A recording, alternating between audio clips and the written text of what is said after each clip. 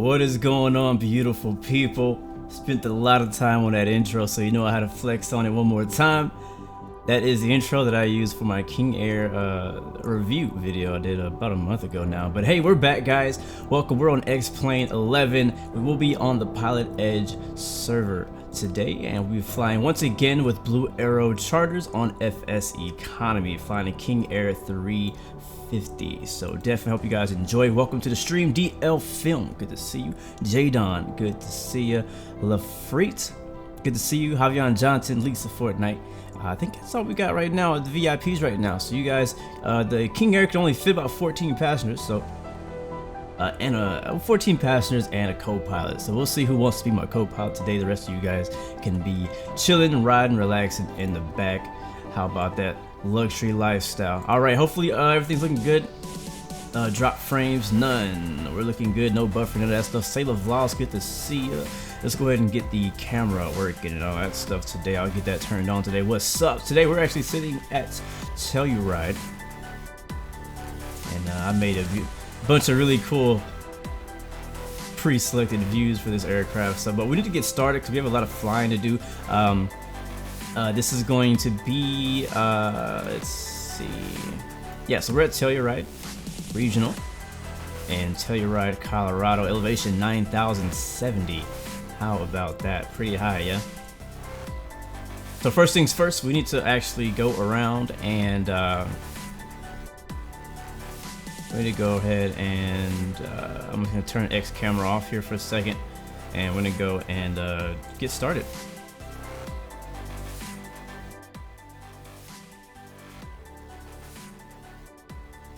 So I just love kind of like simulating walking up to the aircraft and, you know, doing stuff and all of that. So we're gonna go up in here. We're gonna open the door for Blue Arrow Executive November 116 Bravo. This is the Blue Arrow livery that I created for this aircraft, and I'm freaking in love with it. It's just beautiful. All right, amazing. All right, we're gonna go ahead and do all these tie downs before we go inside. Right with the left side, we have a looks like an E1000 over there. Getting ready to go. Turn the chocks off.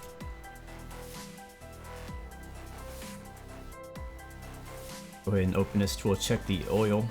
Make sure that looks good. To do that, you gotta go up to the top. Not sure how you would get up here, but this is what we're gonna do it.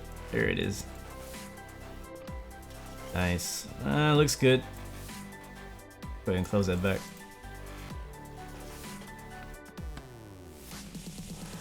And we'll close this as well. There it is. What's up, Starly? Did they already announce where Friday Night Flight's gonna be at?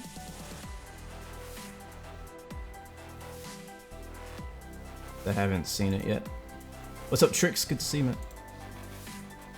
If anybody knows, anybody who flies a King Air, if you could let me know, whether you're watching on the live stream or watching in the video afterwards, if you could let me know how the heck does the tow work. Like, there's usually a I'll show you. Like, he's on the way out. There's usually a thing here. There it is, little tow bar. Like, how do you get that to work? I was trying to get that to work before the stream started, and I just had no success at all. Right, continue to walk around. Everything looks good so far. Box on. We'll go ahead and plug in the GPU, which is it here or the other side? There it is. Beautiful. And that tie down while we're over here, we'll go ahead and start the GPU. What's up, Flying Dutchman? Good to see. Friday Night Flight is always on the expert server. LSZH. Huh, where is that? It sounds like Italy or something. But yeah, I know the question is going to come up. So yes, I do plan on participating in Friday Night Flight this week on Infinite Flight. I plan, again, every week I say the same thing. I plan on joining, but that does not guarantee that I will be there. Things may come up. So, all right. I think, yeah, we're good out there. Let's go ahead and go inside, and we'll head to the cockpit. Already got a few passengers in here early, ready to go on the iPads, and the lady over here checking the weather. Thank you, ma'am. I will just jump into the front seat by hitting this button right here. There we go. We can actually open it. You can only open it from like the pilot seat. All right. Open the windows, get some air. And check, make sure my fuel cutoff, all that's working. Throttles are working. Prop levers. One thing I gotta say, one thing, I've been flying this plane a lot since it's been released. A lot. And one of the things that's really annoyed me, every plane, eventually you find things that you don't like and it annoys you. And the things that annoy me right now is these levers right here. Both the prop and the fuel cutoff is annoying. Hopefully we don't see the issue today. But if you fly it, you know what I'm talking about. It like you click on it and it just like jumps down to the bottom and like shuts your engine off, and that is a no-no. Michael Purefield, what's up, man? Good to see you. Welcome to the stream. Anyway, let's get this thing started. We got a lot of flying to do today, as I just said.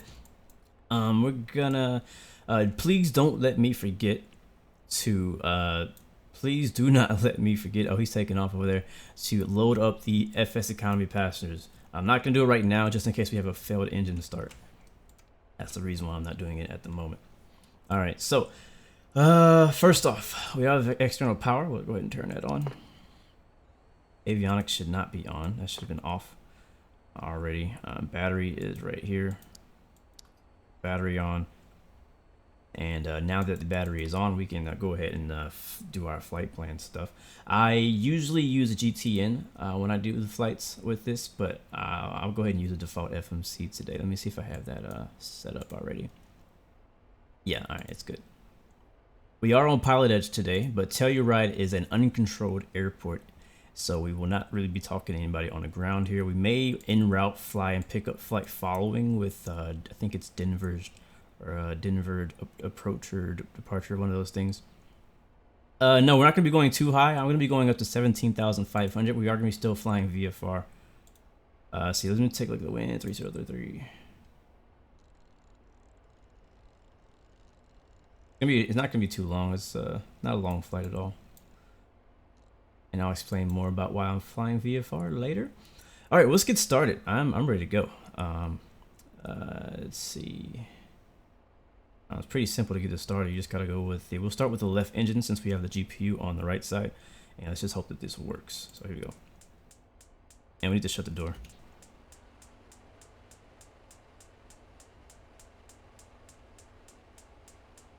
Close. Close. Okay, okay, there you are. Come on, you can do it. You can do it. There it is.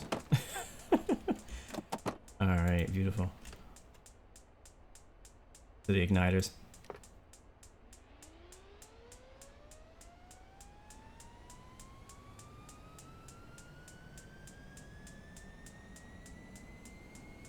Yeah, 175, flight level 175, VFR, altitude, in the direction we're flying. First flight, I didn't need to say this. First flight, we're headed to Pueblo, to Colorado, which is south of Colorado Springs. All right, there's 20. All right, here's where I have my issue, right here. So I'm gonna raise that to there, low idle. I'm actually gonna lower the right fuel cutoff. We'll see if this happens. So this is the issue that I have. If you know how to, if you fly the King Air 350, let me know, please. If you know how to fix it, because it just bugs the heck out of me. All right, we got engine one is starting up pretty good. But what happens is I'll completely finish starting up the left or right engine. Doesn't matter what engine I start on. All right, we'll go high idle now. Doesn't matter what engine I start on. Once I get to the second engine and decide to go up on the fuel, so that right there, it just did it. As soon as I clicked on the right fuel mixture, whatever you call it, handle, it just like throws it down, and it's so annoying because if I didn't still have the auto ignition on, I wouldn't be able to save that engine, and that engine would just completely die, and we have to start over with the whole process, and that is extremely annoying. I've been flying this plane for weeks now since it came out, you know, since the day it came out, and every time it freaking happens. And so a lot of times, honestly, I just do the quick start. I just jump straight to before takeoff because I don't want to deal with it. All right, 17,000, and I already know what you're gonna say, Seneca. I already know what airport you're gonna say. All right, we have one good engine. Let's see if we can start the. Actually, you know what I'm gonna do? I'm gonna leave the auto ignition on just in case we have that issue. So we go ahead and start engine 2. Usually you wouldn't do this. Usually you would turn off the ignition auto and the ignition start and then switch to the next one, but we're not going to do that today, so save that. So we can go ahead and turn off the external power, and I will disconnect the GPU.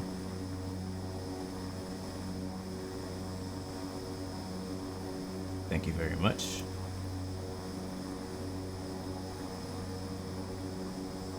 It's true. I agree. It's not obvious when the mouse is hovering over both, and it's so freaking annoying. It's so.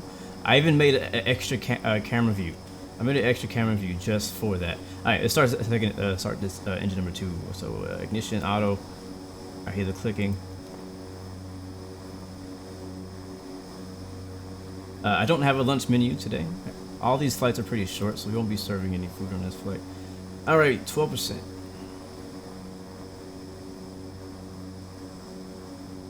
Crash Sight John, I am doing very well this morning. How are you, my friend? I guess 20%. I'm gonna switch to my other view. Let's see if it does it on me again. Let's see. Alright, so I'm full to right. If I hover over it, it even says right condition throttle. I'm clicking on it and going up. Alright, there it is. Cool.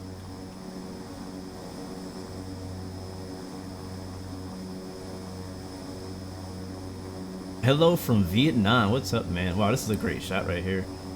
Got the advertising right here, flybluearrow.com and Telluride terminal right there. By the way, don't go to this website. This doesn't, I haven't actually finished the website yet. It will be a thing someday in the future, though. All right, 17,500 is what we're expecting for that. All right, we can go, we should be able to go full high idle now. There we go. Beautiful, beautiful, beautiful.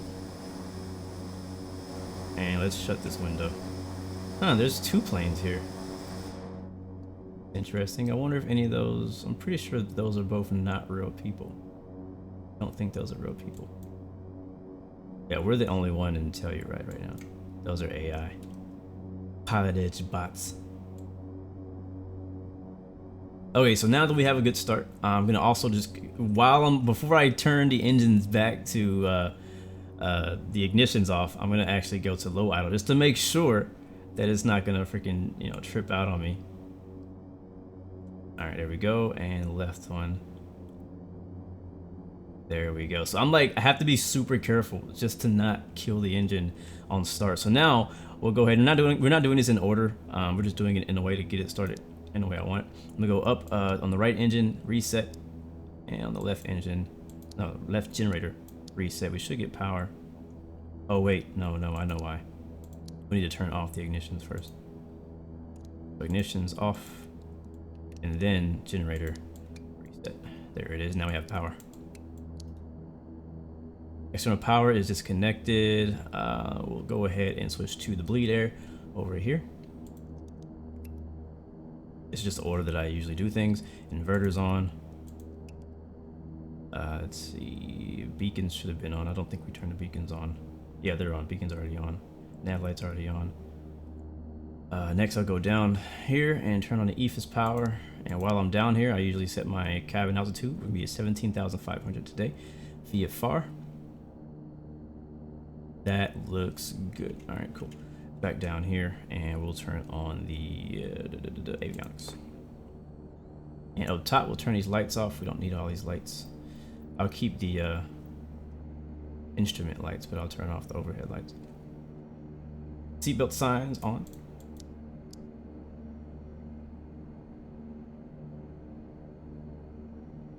Alright, let's get this turned on. And we'll put in our flight plan.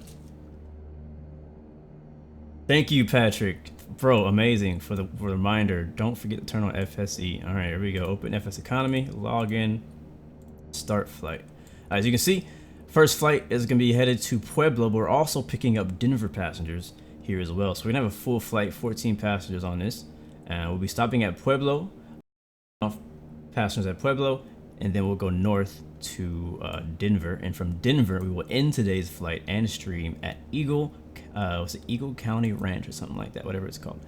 Kege. What's up, Althaf? Seaside? Althaf? How? Yeah, you. You. Welcome. Thanks for coming. All right, flight plan. Let's do this. Starting off at Kilo, Tango, Echo, X-Ray. Okay, that's not working. Hit clear first. All right, now. Kilo, Tango, Echo, X-ray. You were not found. Whatever. There we go. And should I do the full flight plan?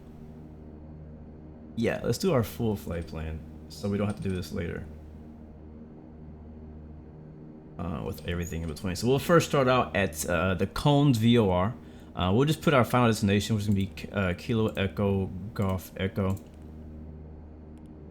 And then we'll go down to our route, go direct to Echo Tango Lima, which is the Cones VOR. That's usually the way I depart out of Telluride. I usually transition there, no matter if I'm flying in or flying out. I hit execute there, next page. And then Roddy is our next fix. We're flying to Roddy because we're flying VFR and we're trying to avoid a small military airspace right before we get to Pueblo. So that's why we're doing that. Hopefully that's going to be in the system, and it is. Execute that. From there, we'll go direct to K Pub, Kilo Papa Uniform Bravo. Beautiful. Execute. And that's actually as far as I've planned. Let's see. There, Colorado Springs is a Class Charlie. To avoid that, we could fly around it or we could fly underneath it, but that's not gonna probably work too well. So we'll fly just outside of it to a fix called Adane. Alpha Delta Echo November Echo. Not in the database. Oh, you're amazing. What's up, Aviator Illidan? What's up, man? Good to see you. Is there a VOR we can fly to out there? There is one, but actually we could fly that way. No, let's try a different waypoint. Delete that. I'm gonna delete that. Today's been good so far, man. All I'm gonna say is definitely pray for my mom. She's her and my dad went to the doctor today, just to talk to the doctor about some things, some options. What was a Black Forest VOR? Oh, it's way over there. So just pray for her and her health. That's all I ask for my people to do. I'm looking for a waypoint that's going to take us around the Colorado Springs Class Charlie.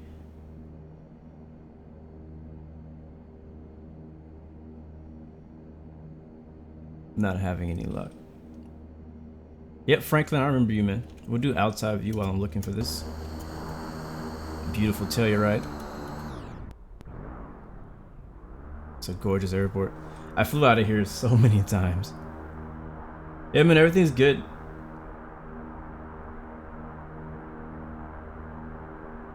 And is there no other fixes out here? Okay, here's one. Yeah, this might work. Alright, Drake. There's a Drake waypoint. Let's see if that one's in here. Delta Romeo Alpha Kilo Echo. Ah, there we are. Yeah, this one. The top one. Alright, cool, that works. So that's the only waypoint that we're gonna go to between Pueblo and Denver. From then we'll make sure we get clearance into the Denver class Bravo, and if we get accepted into that, we'll land in Denver, drop off the passengers in Denver, continue from Denver, again via far over the mountains back to the east towards Eagle County Regional, and we'll probably just fly direct. No, oh wait, yeah, there's a nice, might fly to this VOR out here. The Kremlin VOR could be a good option. Elevation kind of goes down there, and then we can follow the we can fly in between the mountains into Eagle. Kind of curious, the weather right now doesn't show anything. It's variable. It's clear, thankfully, but I don't have any wind information right now.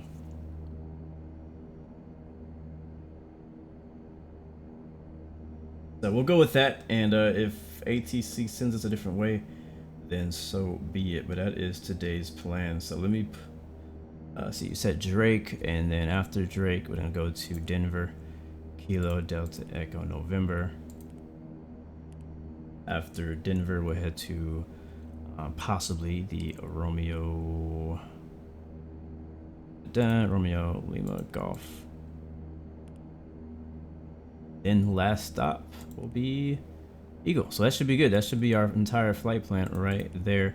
Our first leg will be at 17,500 feet. The second and third leg are a bit shorter, so we'll just kind of fly right above the mountains. Second flight will probably go like, I don't know, 10,000. We'll go back east 10,000 or so, and then again to Eagle we'll probably fly at, we'll have to get pretty high, honestly, for that one, because the elevation of those mountains there, about 14,005. We'll probably do 16 or something like that. All right, let's get ready to go.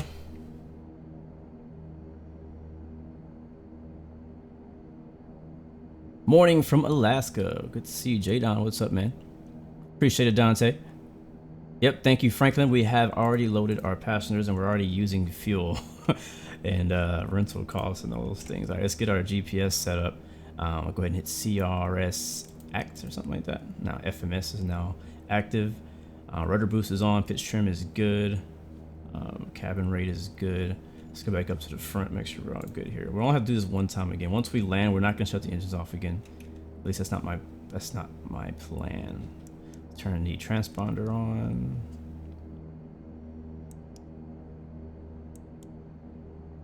Radios coming on. COM 1, COM 2, and nav 1. And then we'll switch to VFR.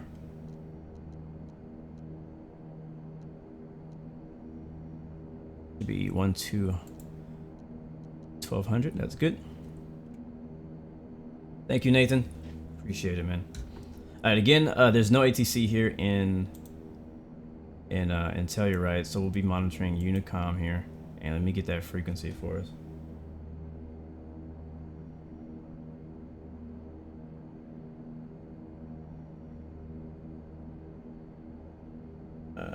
Is that right? Yeah, 12300.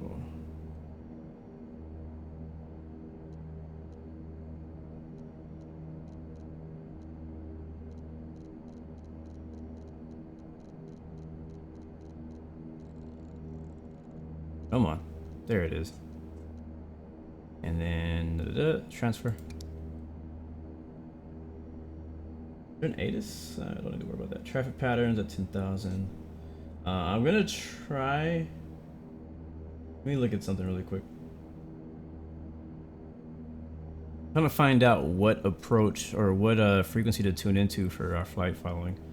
If you guys know, let me know. Yep, nice little epic off the nose.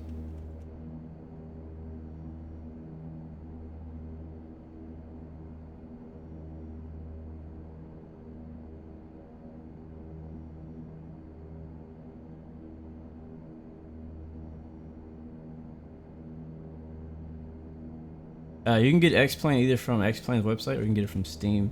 Many times it'll be on sale on Steam, but it pretty much never goes on sale on the X-Plane website. It's always full price.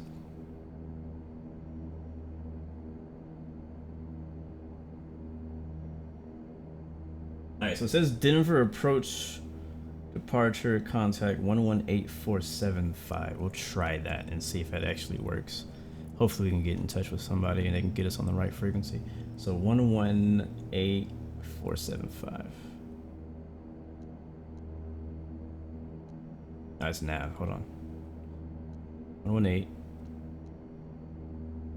475.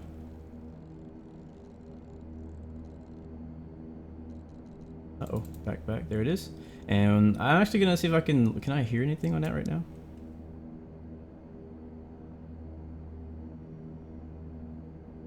I don't know if we're gonna get anything on it. It might be too into the mountains right now.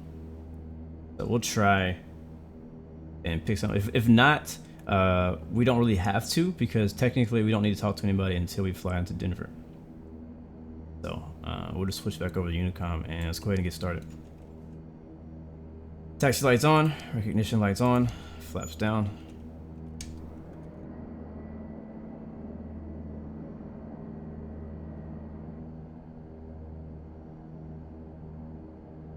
All right. Parking brake release. And we're rolling. Oh, look at that, there's an eclipse here now. That's cool.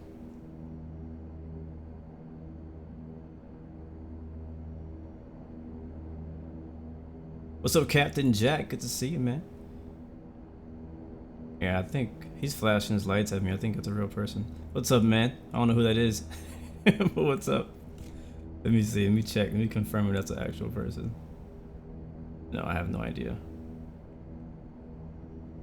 The way Pilotedge works is they have like these random bots that pop up at different airports.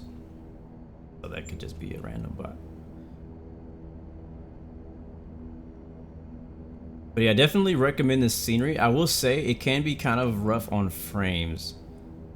It can be a little rough on frames. So if you don't have a great machine, maybe, I don't know. It may or may not work for you because my computer's pretty good. But I feel like in some situations it doesn't do so well in frames. So I'm just warning you that I really love the scenery, but yeah.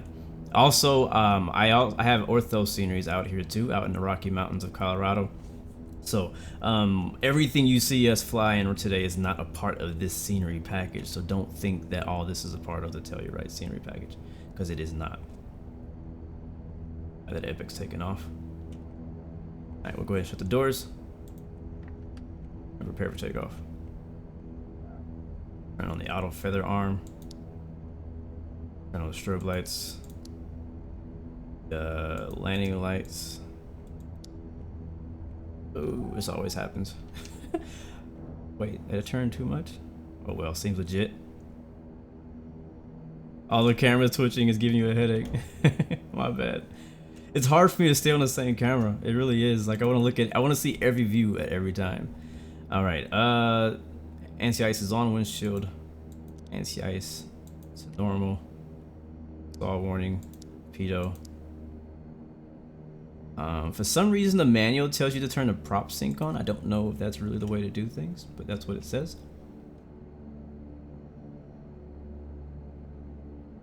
Good over there.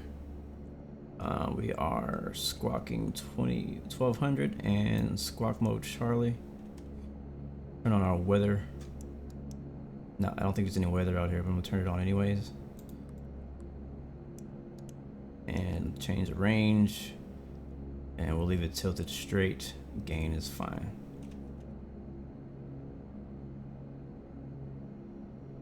I do have a custom livery for the 737. I haven't finished the custom livery for the A320. It was kind of a bit more of a headache than the other one was. All right, we're ready. Runway's clear. Take right traffic.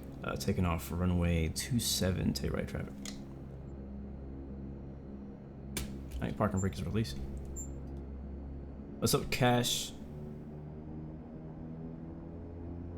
One thing I learned from some guys, and I really want to say I appreciate everyone that who watched my review of this plane and giving me really good feedback since that flight. I've learned so much about this plane since making that video afterwards, like just through people who fly this plane in real life and people who just know more than me in the comments. And I just want to say appreciate it to all you guys. Another thing that I learned was that you stay in low idle for basically the whole flight. It's something I didn't know. All right, flaps are down, land lights are on. Ready to go. I'm flying straight out. Auto feather lights on. Airspeed alive. 60 knots.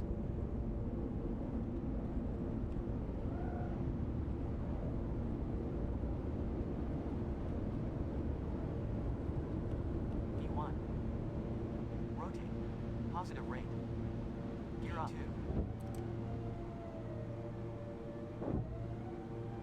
Gear indicates up. Attitudes check.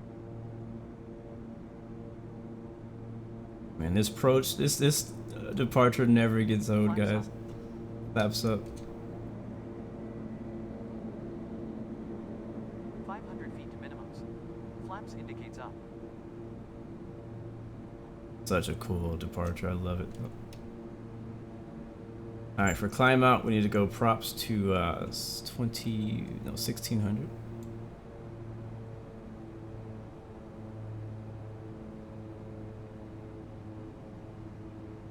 To answer your question about Avengers, I've seen all the Avengers movies, and I'm pretty excited about this next one. I don't actually currently have plans to go watch it this weekend for the premiere tonight or during the weekend, but I am definitely gonna go watch it eventually. All right, so we're heading direct to Cones, the Cones VOR, which is basically runway heading from the runway, which is pretty convenient. Passing 10,000 right now. I'm gonna go turn the landing lights off. At this moment, you would figure out whether or not you did the cabin pressure right, and so far it's not complaining at me. Taxi light's gonna go off as well. I'm using a Thrustmaster T16000 right now. Go to autopilot, nav mode, and yaw damper on. We'll climb at 160 knots, so we'll go ahead and bring that up.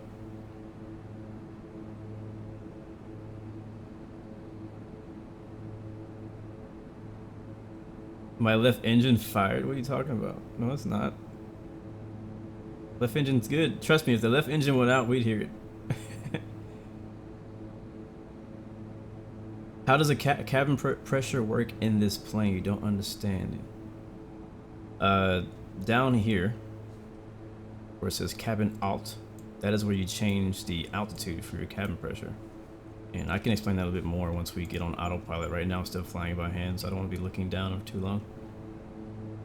And we're VFR, so we have to watch out for other traffic. We did see a Epic E1000 take off earlier. You know what's funny, Pilotedge?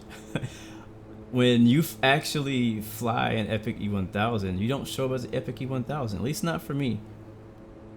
Maybe the person who was flying with me didn't have his CSLs updated or something like that. Because I had the Epic E1000, I've been flying it.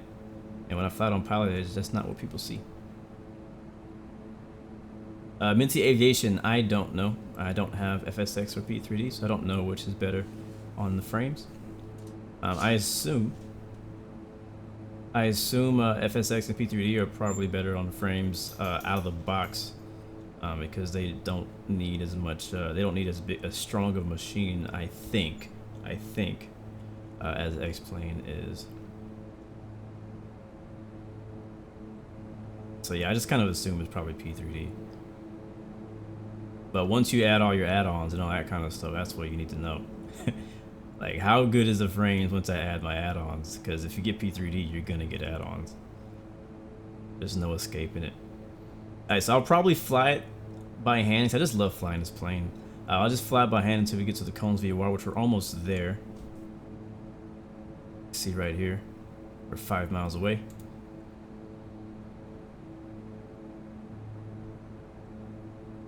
That's interesting. FSX Splash says that recently you started flying X-Plane, and would have to say that you have more frames with X-Plane than P3D or Steam FSX. That's interesting and kind of surprising. I mean, I'm a big X-Plane fan, but you know, the truth is the truth, and I'd kind of assume that P3D would get better frames, but I guess that's not true. Yes, I do remember you, Mojo. No problem, Lafreet. Thanks for stopping by, man. I know everybody doesn't have 2 hours of their day to watch an entire stream, so I appreciate you guys coming and just saying hi. I am using Ultraweather's updated Ultraweather 2.5 clouds, and I have very few complaints about it. Alright, there's ETL. Gonna make a right turn here. Still flying it by hand. I don't know if I might be able to let this thing go. I don't know if I'm gonna be able to let it go.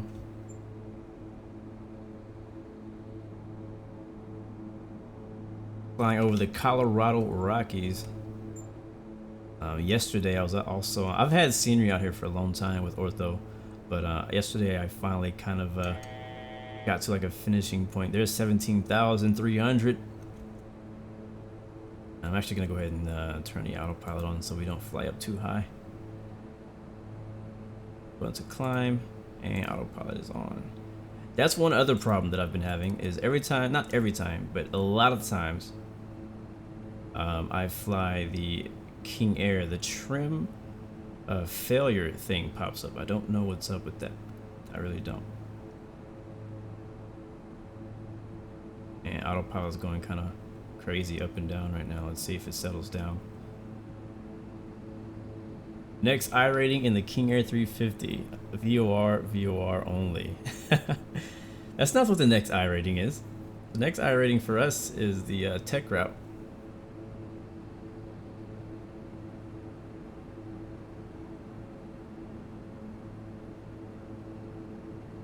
Yeah, X-Plane, the initial buy of X-Plane is just as much as any other game. A lot of people say it's expensive. I'm like, if you Call of Duty costs the exact same amount as X-Plane, but with X-Plane you get more and you will play it for like a million times longer. Call of Duty you'll play for a year, maybe 2 years, maybe if you're really into it. If you're not really into it, you're gonna play Call of Duty for like a couple months and then move on to the next game, and you pay $60-70 for that. X-Plane, you pay $60-70 for that, and you're gonna fly that for years, and you're gonna keep getting add-ons. Like, it's, yeah, it doesn't compare. So when people say X-Plane is expensive, I'm like, well, yeah, maybe you just don't have the money. You know, that's unfortunate, but the truth is, X-Plane costs the same amount as any other like mainstream game out there. All right, we're looking good. Let's go ahead and clean everything up. Landing lights are off. We'll turn some little auto ice protection on there just in case it's a little cold. Let's see, what is the temperature right now up here? We're -2 Celsius, -1. That's just 32 degrees Fahrenheit. It's not too cold. Icing does happen on this plane, and it is amazing looking, man. I have a screenshot in my output of X-Plane that just looks great of whenever your wings get iced over. The boots right here, they have like really thick looking white ice on it. It looks like snow. And I haven't actually done the like the ice protection to like get rid of it and break it off, but just seeing it looks really cool. You also can get a lot of ice on your windshield. I don't really like the rain effects too much. It's good that it has it, but it just doesn't look as good as I would like it to look. I wish they would switch to live rain or lib rain, however you say it. Leno, good to see you, man. What's up? You fix the trim issue by cycling the switch down on the lower pedestal trim booster or something like that. Can't remember exactly what it's called. Okay.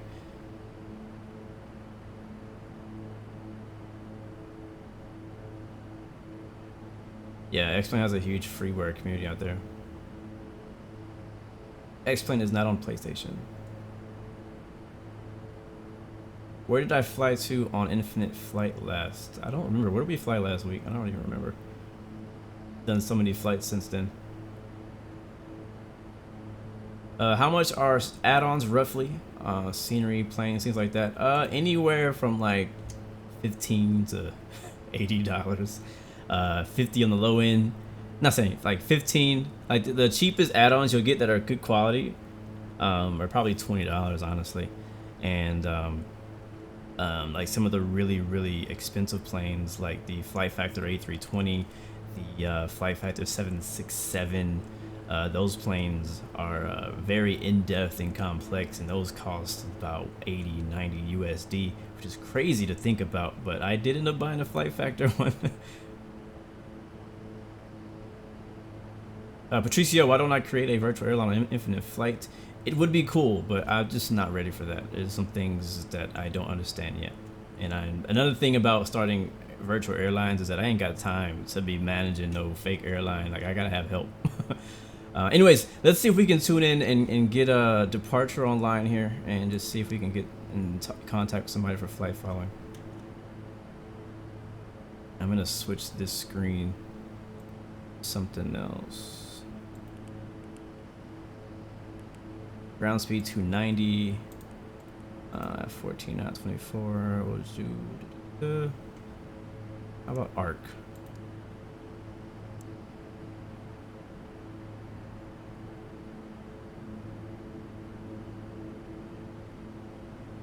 Go on here. I'm gonna zoom out a little bit. That's the thing, man. That's what I love about the GTN so much. It's so easy to know where the heck you are. I don't know really where I am. So when I call in, I need to call in to know where I'm at and all that. And I just don't really know where I am.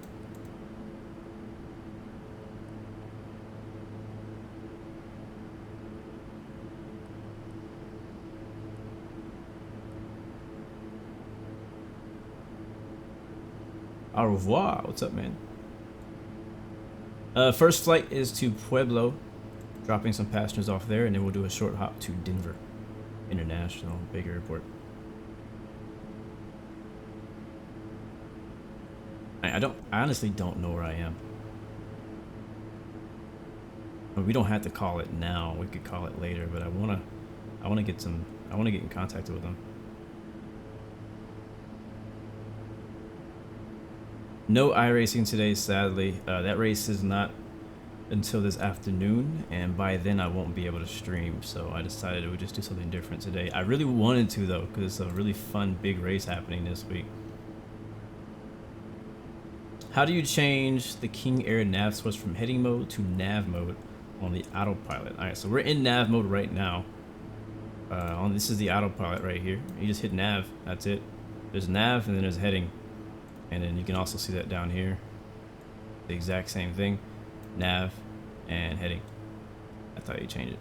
But if you're referring to like changing like from VOR mode to nav to GPS mode, what you got to do is I usually click on this screen here and then go down. Or you could do it the other way around. You can click on open the GPS, not GPS. You go up the autopilot panel. And then just look here. Actually, let me change it back to where I had it, to HSI. So right now it says FMS on the left side. If you click on CRS ACT, that'll change it. I don't want to click on it now, because if I click on it now, it's actually going to take us off of it. But you click on that, it's going to switch between VOR1, VOR2, and FMS. And that's how you change it. What's up, Gamer Boy? Good to see you.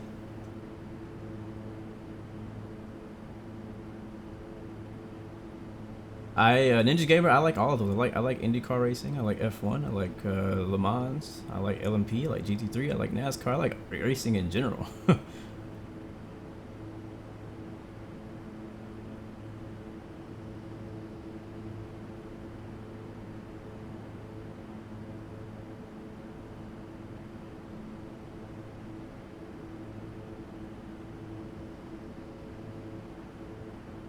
Look at these mountains, though. Let's go see outside.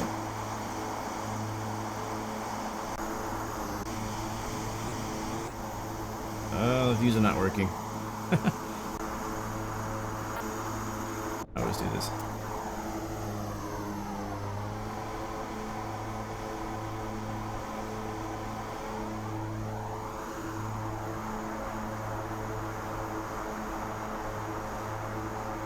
Gamer Boy, when am I gonna do commercial aircraft like Boeing or Airbus? Not to sound rude. I feel like sometimes my reactions sound rude. I'm really not being rude at all. But when I feel like it, that's when I'm gonna do it. Lately, I just been feeling like flying, you know, GA. We've been doing FSeconomy a lot, and that's what I've been enjoying doing. And it gives you a different perspective on flying than it does in Airbus. And everybody's flying Airbuses and Boeings. And we do that every Friday on Infinite Flight. That's what they like. So, sorry, I'm changing the views so much. But maybe next week. We did, what, 2? I think this is our 3rd GA X-Plane stream in a row. So, I'll probably do, I've been thinking about getting in the 757 or the 767 again. We might, maybe we'll do that next week. Maybe we'll do it next week. How much does my X-Plane install take? A lot. I looked at that because I've been trying to conserve space and stuff because of different things that I want to download on my computer, and I just don't have space for them. But I have about, it's about 100 or something like that. Most of it is aircrafts, honestly. because all my scenery is located on an external hard drive. So that's not on my machine. What view do you guys want? Because I can't decide. I keep looking around and I'm probably making you guys dizzy.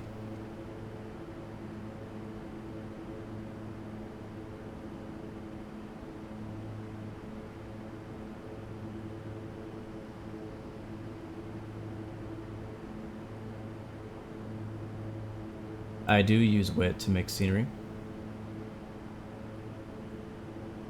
What was I gonna say? Somebody asked something else. Seneca, what is the airport that you want to recommend? I think I already know what it is, but what is it?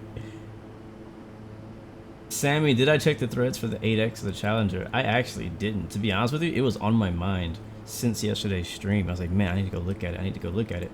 And I just, since the end of yesterday's stream, I've just been busy. So no, I have not checked them out yet, but I did look at some pictures of the real thing.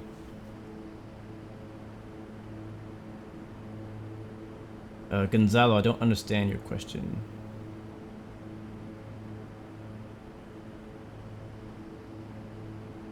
Lukla. Yeah, Lukla's a good one. I knew it, Seneca. I didn't even need to ask. I shouldn't have even asked you what airport you were gonna recommend, because Seneca always recommends the same airport. And I give him the same answer. Eventually we'll be there. Eventually. Seneca, do you have X-Plane yet? Are you gonna get X-Plane? We did a flight to Lukla, and what was it? Lukla and the Mount Everest in the Dornier, probably a few months ago. That video is up, so check that out. That was a really fun video. That was a really fun stream.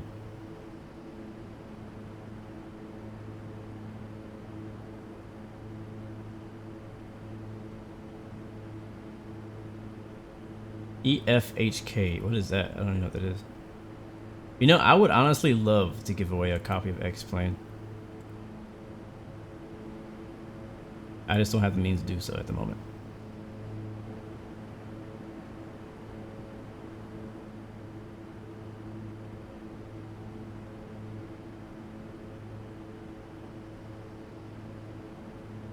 Do you think X-Plane 11 is worth buying? I have FSX, but you know. Oh no, I lost it. I have FX. Oh crap, did I miss the whole? Oh, greetings from Thunder, Germany. Nice. I think it is. I think the question when it comes to switching the X-Plane from FSX that I hear most people have an issue with is the amount that they have invested into FSX. Because a lot of people who have FSX or P3D, you know, a lot of them are thinking about switching to X-Plane 11, but the problem is they've spent hundreds of dollars already on aircraft, on scenery, on just different things making their sim look good. And it's hard to say, okay, let me spend another $60 on X-Plane and then have to start all over again. So I think that's the toughest part for people who are trying to switch over, is that, I mean, what are you invested in? Like, are you happy? I mean, I think in my opinion, you just need to find a sim that makes you, that you're happy with, that you can enjoy flying the most. Because switching is not a small thing. Like, I know it's just a game, but switching between FSX to X-Plane, or even X-Plane to FSX to P3D, is not just a small thing, because a lot of us have spent a lot of time, a lot of money in our sims, and that switch, you know, will not only take a lot of space on your computer, because some people want to do both. Like, oh, I want to have P3D, FSX, and X-Plane. I don't know what the reason for having all three is. I understand some people are like, oh, I just like a specific plane that P3D has. For that reason, I have P3D just for that plane taking up all this space in my computer, you know. So for me personally, I'm like, you know what, I'll just wait till X-Plane gets it rather than switching. Because honestly, when the 787 came to P3D, I was mad jealous. I was like, yo, I want that plane. It looks amazing. I might get P3D just to fly the Quality Wing 787. That was my thought. But I was like, yeah, I don't know. I don't think it's worth it. I don't think so. Maybe we'll just, because we have one. X-Plane has a 787. It's still in development. It's out right now actually by Magnite. It's okay. It's decent. It's flyable. It's just not Quality Wings level yet. But also Quality Wings has a. They've been doing this for a while, man. They've been at it for a while. The people who made the 787 for X-Plane, you know, I'm not gonna say they're all new, but you know, it's just they're a lot farther behind. So eventually we'll get there. It's just, you know, we don't have it right now. How far are we actually? I haven't heard a single radio call on 18118-475.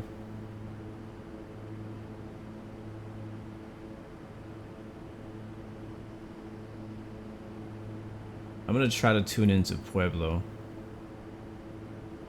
The Talink Europa. Is that on P3D?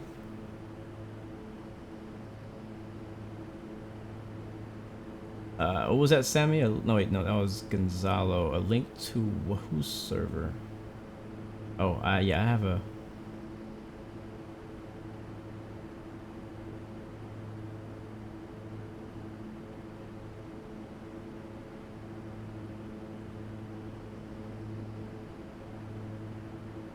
Yeah.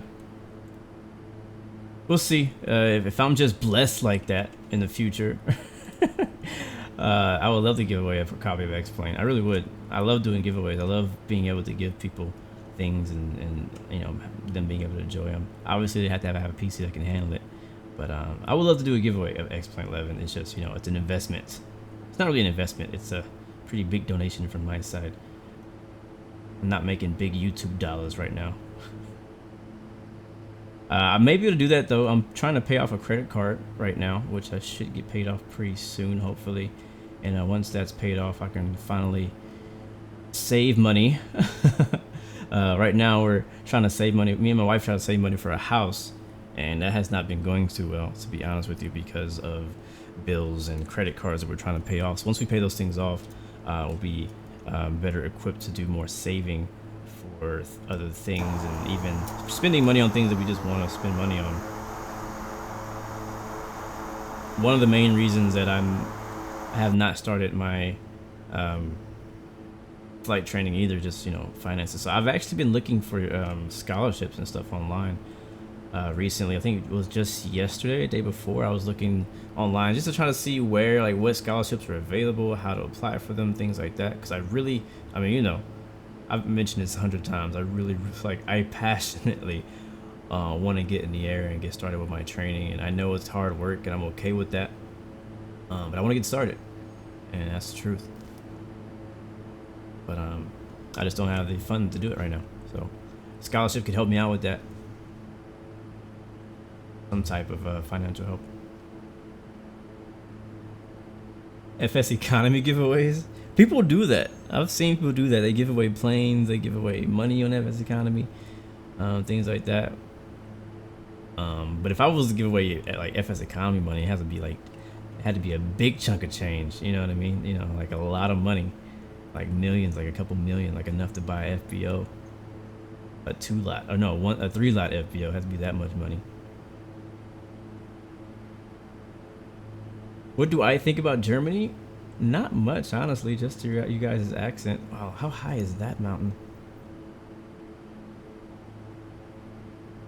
Huh.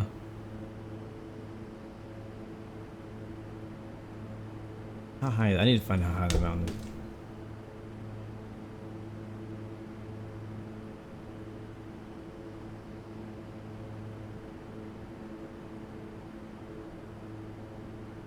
That mountain should be 12 to 14,000. So we should be well above it. It just looks like it's on my horizon. Like it looks like I'm gonna hit it. We should be okay. We'll find out pretty soon. If not, we have a way out. We can go that way. It's a little bit lower. Worst case scenario, we could turn all the way around and go that way, but that's way far. If we make a left turn, it goes down a bit more over here on the left. So again, we are on Pilotedge. We're VFR right now, so we're actually not talking to anyone. I tuned into what I thought was Denver approach, but I can't. I don't hear anything. We are 45 miles away from Rhodey. This flight actually this first leg will be the longest one for today. It actually seems like it might be a little bit longer than I thought, but we'll be okay. Why not go study in some other country? What, they get my license in another country? Because I don't want to go to another country. If I'm gonna fly, if I'm gonna learn how to fly, I'm gonna do it in the U.S. Like I feel like the U.S. is the best place to learn to fly. I've seen videos on how you guys do things in other countries, and I'm not a fan. I'm not a fan of you guys' ATC system out there. Are we doing Friday formation flying? Are we doing Friday night formation this week? We'll see. I want to. We should. I want to kind of make that a weekly thing. I'm still gonna be doing the Friday night flight with Infinite Flight, so don't be scared, guys. But last week, me, Captain Jack, and Nathan decided we want to do a weekly weekly formation flight on Friday nights, on like my actual Friday night. I didn't stream it, but it was fun. Oh my god, that was priceless. That was one of the most priceless flights I've ever done on Pilotedge.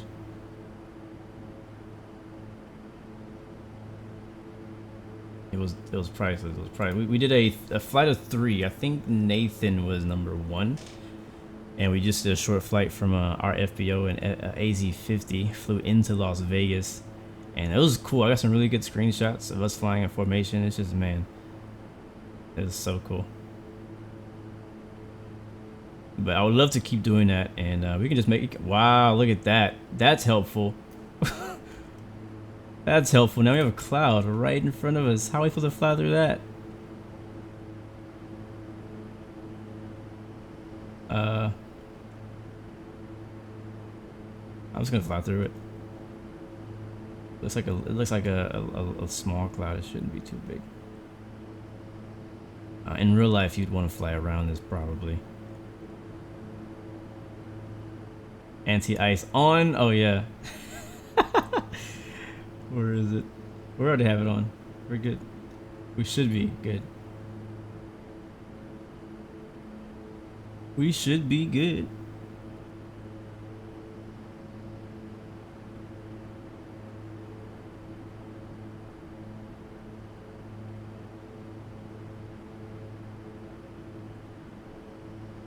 K Smith, what's up, man? We are actually a VFR, and yeah, this right here is becoming a problem. We were flying in beautiful VFR conditions, and then now we're in a surprising IFR situation. There's a massive cloud in front of us. We probably should change our heading to go off to the right, because I know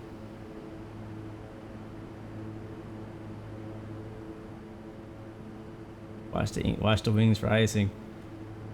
The thing is, I know before the cloud popped up, I know that I'm clear of the mountain. The issue was obviously, like, if it was other aircraft in the area, then that would be, you know, an issue. Let's see how thick this cloud actually is. I gotta say though, flying through these clouds is beautiful. It really is.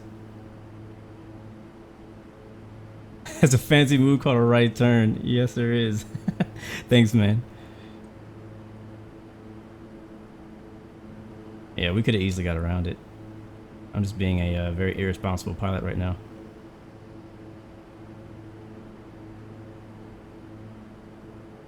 They're not too thick though. There's a mountain that I was worried about earlier. So that is a few thousand feet below us, as Sky Vectors said.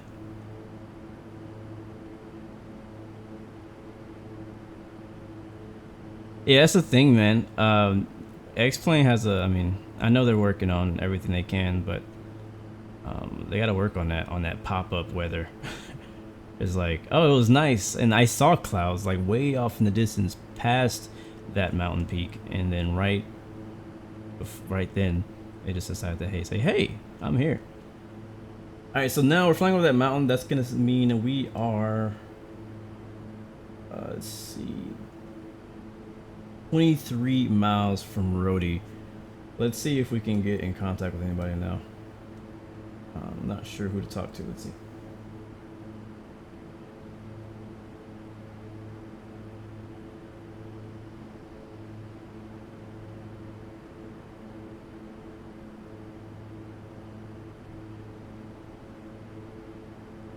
That pop-up weather on final, that's the best.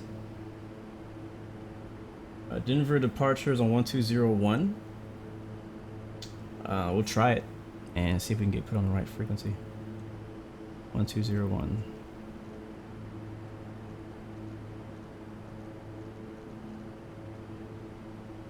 transfer.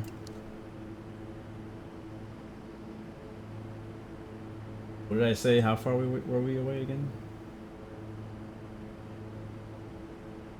20. So we're about 20 miles west of the Rhodey intersection at 17,500. We're gonna be requesting flight following. See if we can get anybody on the radio.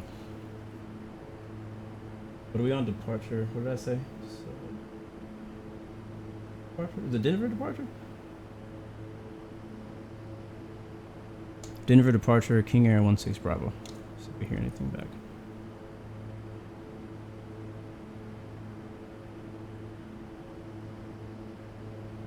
I don't hear anything. That might not be the right frequency. Or we may be out of range of it. Wow, this went IFR real quick. So I was talking about I restarted my iRating yesterday. Me and Nathan were doing it together. I actually started my iRating like last year, like late last year, and I just got busy and just kept putting it off and never really finished it. So I went back yesterday. I did my I1 through I3. I redid the first two, and the I3 is my first time doing it. Today I plan on doing my I4, maybe my I5. We'll see how things go. So that's the reason that I filed for a VFR flight today, which is not looking very VFR anymore, was because I am not yet confident that I can I can create and fly a full IFR flight plan for Pilotedge, and hopefully we get out of these clouds real soon. All right, so what's up with this?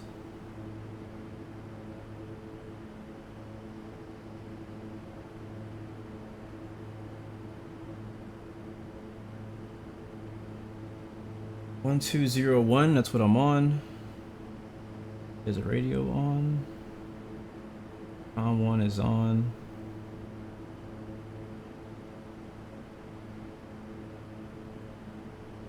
One 201 in con 1. The radio is on.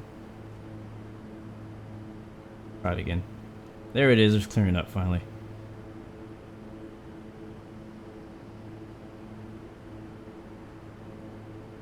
Denver approach. King Air 16 Bravo. Copy.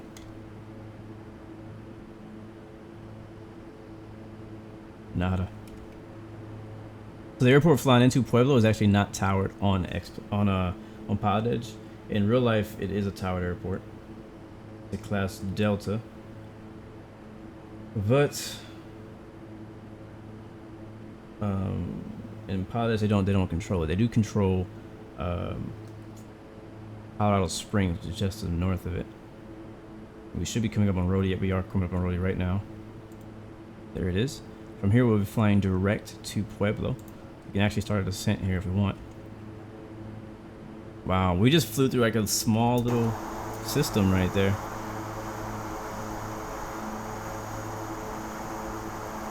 What's up, Flying Dutchman? Welcome back. Sammy, yeah, I have a few legs to do today. We're stopping at Pueblo and then we're continuing to Denver. Hopefully we can get some, and hopefully we can talk to somebody by then, because we need to actually talk to them to get into a Class Bravo. And then from Denver we're going to be finishing in Eagle County. Yes sir, this is Ultra Weather XP 2.5. Looks good, right? Flying through it was very satisfying, I gotta say. Very, very satisfying. And how far are we now from our next stop? Let's go ahead and zoom out.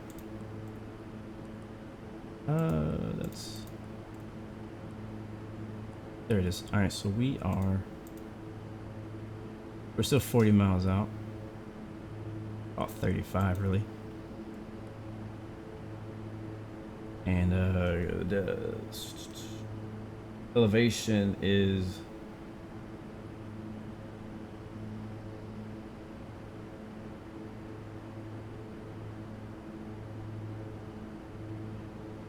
can't see it because my darn numbers are in the way. Elevation is 3,872. We're gonna descend down to 5,000.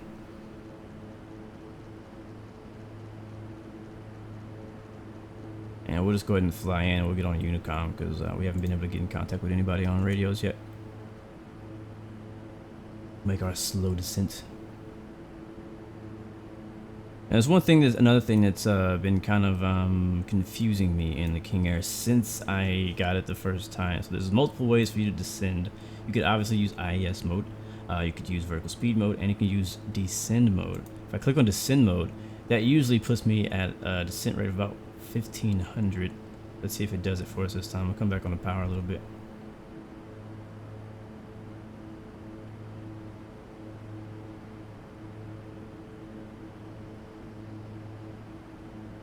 Okay, so it's kind of evening out. Let's see where it ends up. It should end up at 1500. That's what it usually does for me. But the confusing part is, and again, I don't know if this is a bug or something I'm doing wrong. Maybe in the manual somewhere. I didn't find it.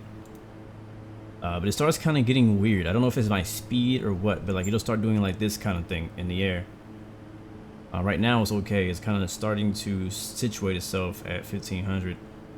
But at some point in our descent, before we even get to our level off, it'll start like kind of like, I don't know why. I don't know why it does it. It does like this kind of thing. I haven't figured out how to fix it. I've heard other people have the same issue. And so because of that, a lot of times I actually end up using vertical speed mode instead. I feel like it has something to do with my my speed though. I think that's what it is. Alright, so we do have some clouds up ahead of us. That's probably just over where we're flying into. So I think we'll be landing into that. We also want to get below that. Let's see. We can't get the ATIS though for Pueblo. Let's go find out what that is. ATIS is on 12525. If that works.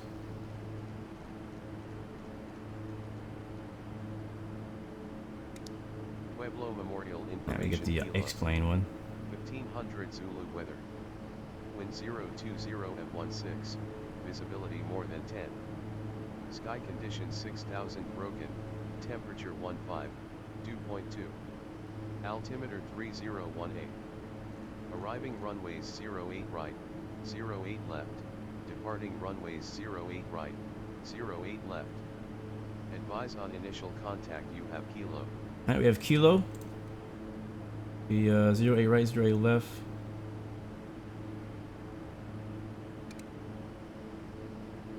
And altimeter 3018. It's saying that those clouds ahead of us are, the bottoms of them should be around 6,000. So if you're trying to get below that, it'd be good if we can get there before, and rather than later. How far are we now?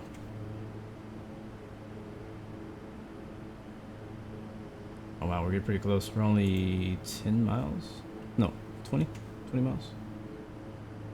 And we still have 10,000-ish feet to go. We're pretty high on our descent. Dew point, I don't remember. Somebody asked me earlier if I had a microphone or a headset microphone. As you can see, I'm not wearing a headset microphone. These headphones, the HyperXs, do come with a headset microphone. I'm not a huge fan of the actual headset microphone. It's really good for if you're just using it for like, you know, team chat or talking to other people on Discord. But as far as like recording voice and stuff like that, it's not that great for that. And for me, I wanted something that I could, you know, I could do both. So I'm actually using the the blue, whatever it's called, blue Yeti mic. Is that our airport? I don't see the field yet. So yeah. Alright, do I not have Navigraph open already? That is surprising. Why do I not have Navigraph open?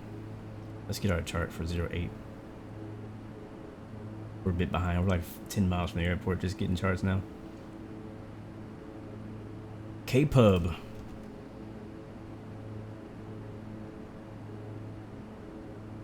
Yeah, I just remembered that you asked me that like a long time ago, so I was like, let me answer that.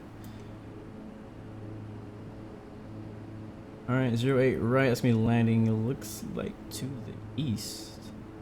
Localize is on 1095 if we decide to use it. I'm probably just going to use the visual.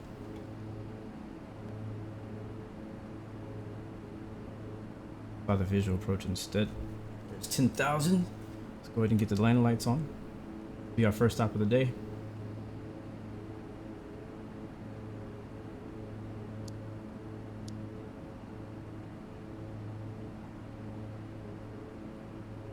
Still don't see the airport. I know it's right ahead of us though. It's in there in the mix somewhere. This might be it right here. Oh, I see it now. And what is our direction of flight right now? Right now we're heading 0. Yeah, we can basically land straight in for 08. Yeah. Dope. I think we're already actually on the localizer too. 1095. Yeah, that's funny. I didn't put that in on purpose. So we could actually fly the approach like right now. I'll switch it into approach mode.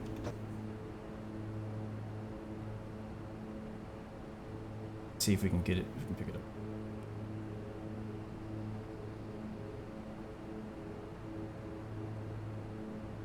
Approach mode, and then I can switch this to VOR1. Is that how that works? Let's find out. Yep, localizer. There it is. And we're actually below the glide slope. Lucky me. We need to move our CRS though.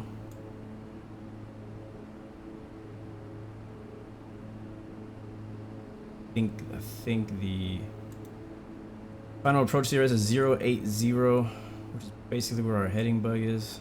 Uh-oh, wrong way. 6, 7, and 8. Intercepting the glide slope. I don't think I've ever actually used the ILS on this plane before.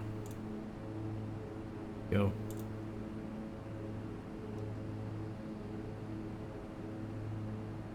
Oh, there's no way. We're way too high. The airport's right there. Alright, disconnect. This thing just lied to me. You're a liar.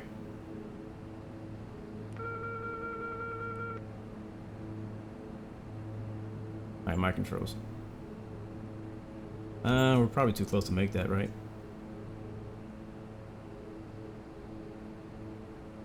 I really want to try it, but man, okay. I'm not gonna do it today. Let's make a turn here to get our speed and altitude down. I was tempted to go for it. If I wasn't streaming, I would so do it right now. I would just dive and put it down.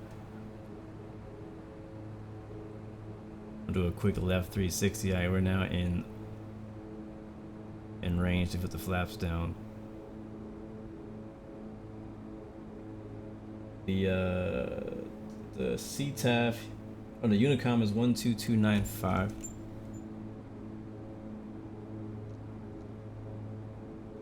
That's for since there's no ATC here.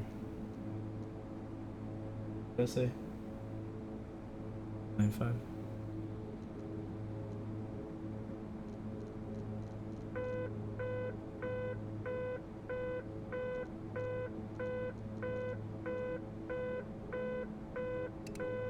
That's the gear bell.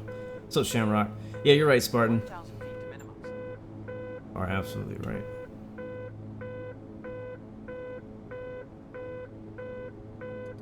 Gear flaps down.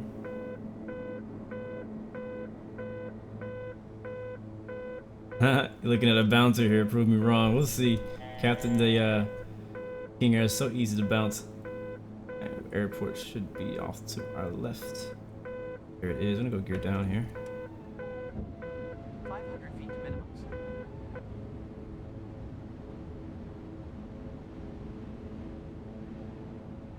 I see it. There it is.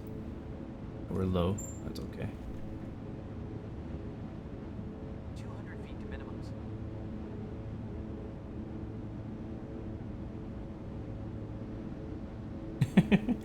Yeah, man. I'm still trying to master, you know, my top of the sense and stuff like that.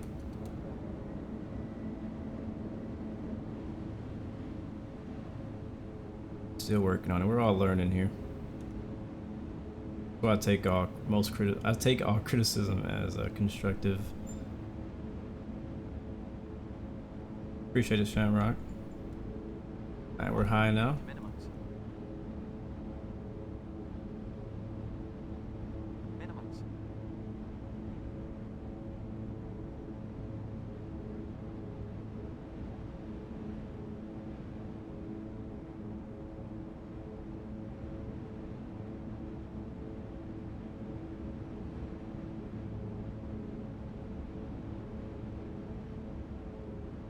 So high.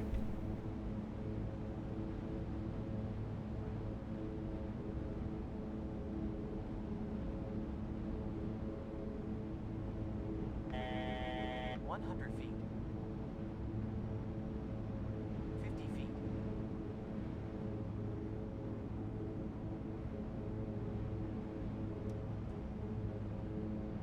Props full. Oh, Props full. just a slight bounce. Just a slight bounce, but we definitely bounced it.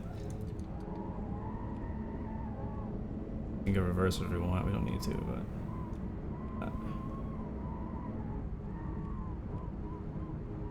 Screech! I remember I was on Discord with somebody the other day. I can't remember who it was. We'll turn to the next one. And he was like making all this noise in Discord. He was like landing the plane. He's like, no, I'm okay. I'm okay. And then the next thing you hear is skirt in the background. It was hilarious.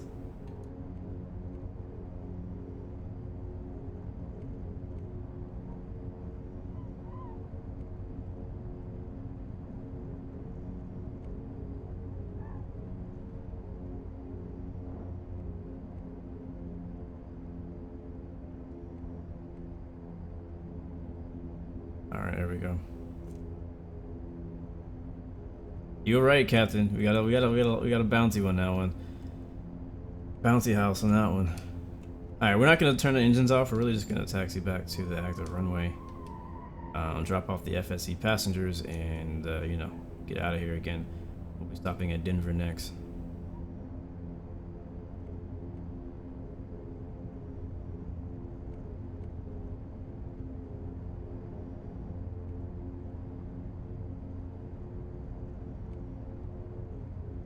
DRJ over here. Is that Sky West? Yep.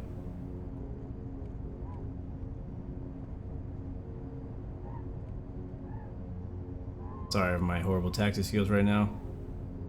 I'm trying to read chat and taxi at the same time.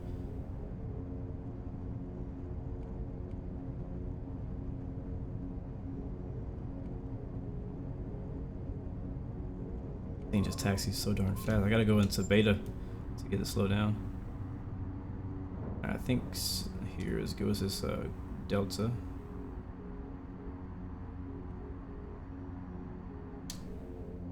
Yeah, we will take off from this intersection.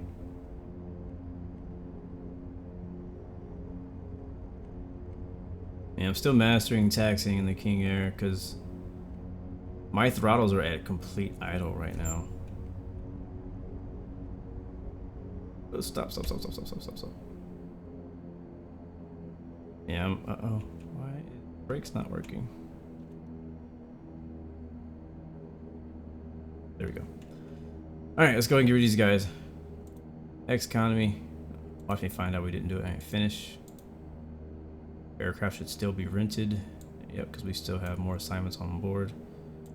Which are people who want to go to Denver. Just a few people who want to go to Denver.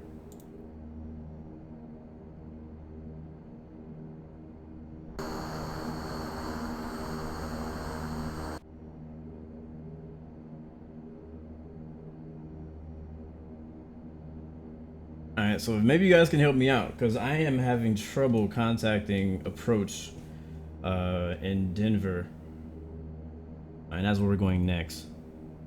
It's really important that we get it. We got our passengers on board now, we're ready to go. We don't need to talk to anybody here.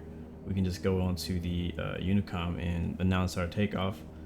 Once we do that, I'm going to want to immediately get to a departure frequency because we're about to fly into the Denver class Bravo, which is not very far from here. The departure that I'm getting on SkyVector for Pueblo is 1201, and that's what we already have here. But we tried talking to that inbound, and I didn't get anything. I'm gonna take a look at Colorado Springs information. Maybe we can find a departure frequency out there. Because they do have a Charlie around it. FUC King Air, what?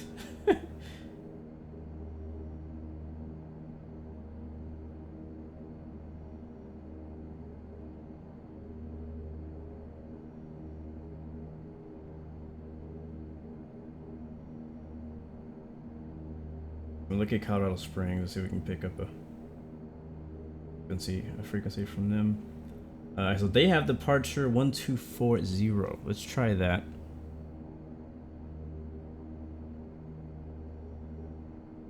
Yeah, we'll do that. I'm actually gonna not worry about Unicom right now because nobody's here. And we'll try 124. See if we get anything on that one. So we'll kind of switch in between, and we'll make sure we stay clear of the Class Bravo airspace of Denver until we get in contact with somebody. Alright, that works. So let's see, what are we at right now? We're at 4,700. Wow, that is the elevation apparently. And we'll probably go up to about 10,000. And what direction are we flying?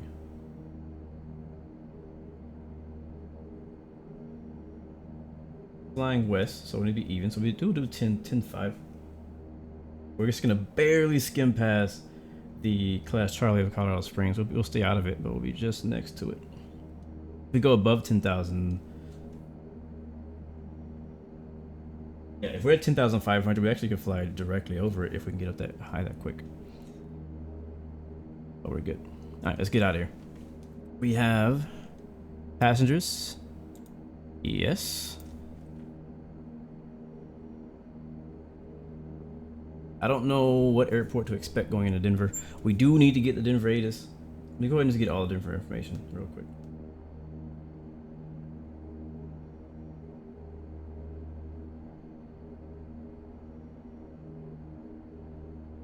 Alright, Denver. Actually, we could listen to that right now. We should be close enough.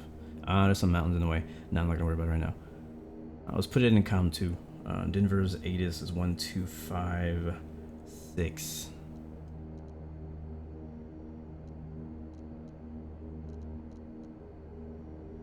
Congratulations, Tryme. You finally got your joystick, man. I'm happy for you. Let me see if I can I tune into COM 2 on here? I haven't tried doing that yet on this plane. If we hear anything.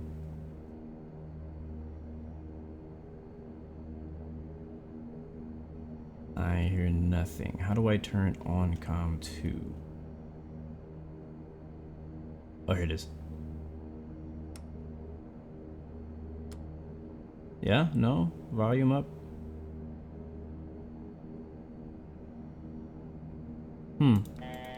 I don't know what that button does. I just clicked on it.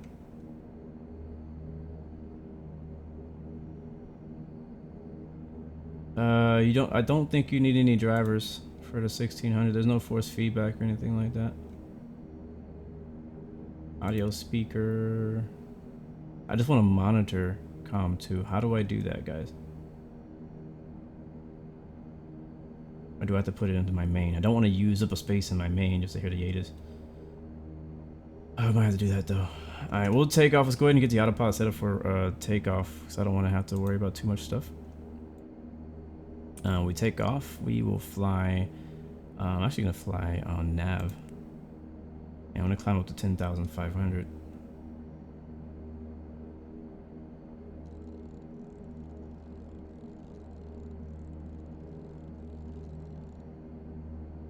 There it is. And that's all we need. I'm also going to switch back to FMS mode. It's going to take us direct to Drake. That's 19 miles. And let's give it a try.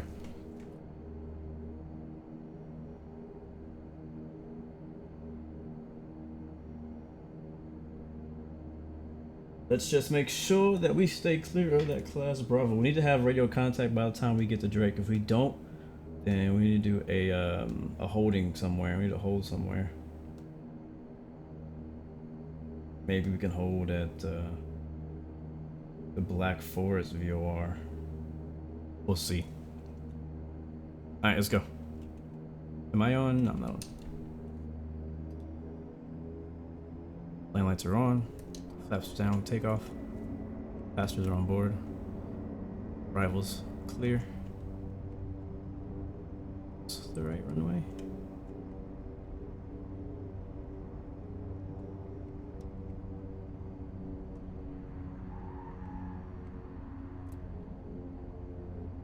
Can you guys hear the in-game sounds okay?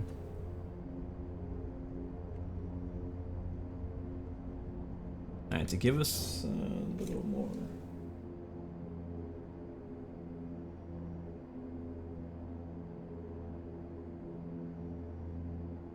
Alright, let's do it.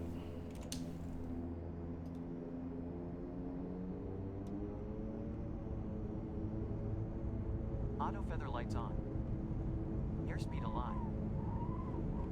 60 knots.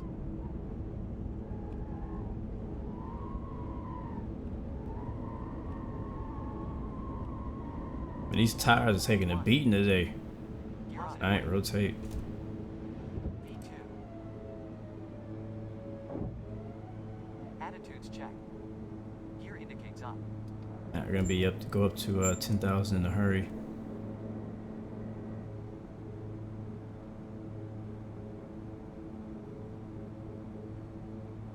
Flaps indicates up.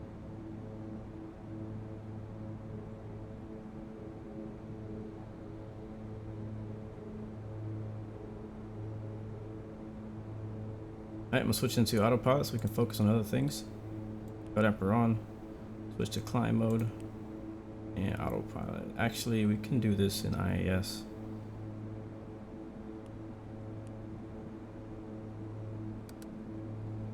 There we go.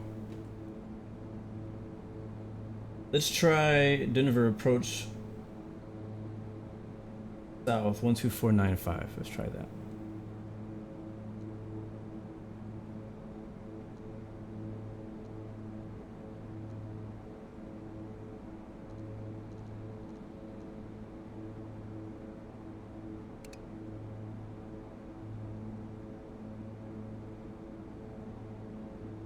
Denver approach, King Air 16 Bravo radio check.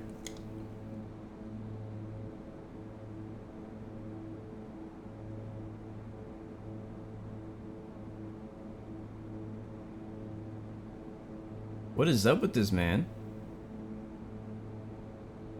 Can't get anybody on frequency today.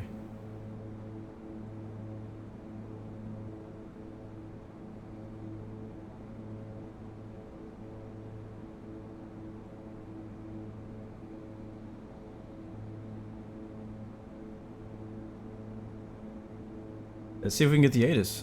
And maybe that'll give us the approach. 1256.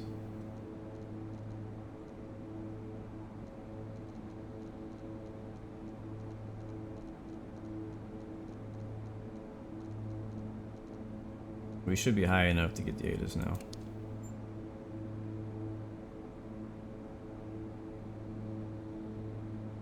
And we're like the only plane in Pilotedge in Colorado, so.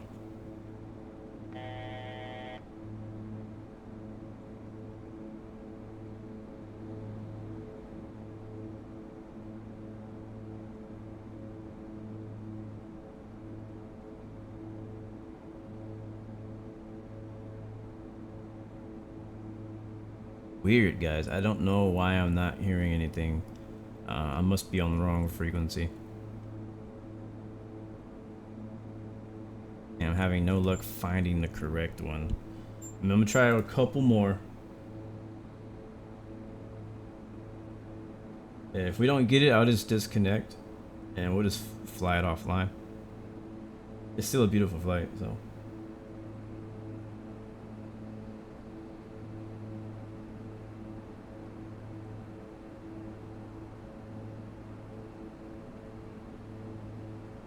Alright, I'm gonna try 1240.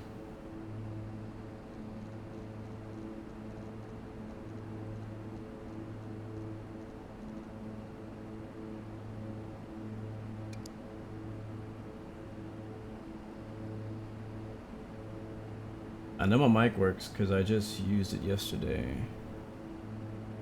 Denver approach, King Air 16 Bravo D, copy.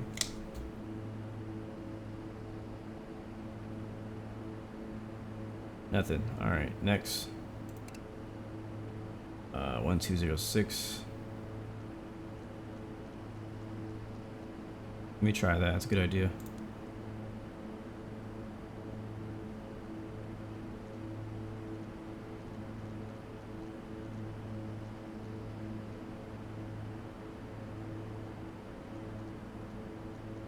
Let's try 1206. This is the Colorado. Oh, I heard things. I heard things.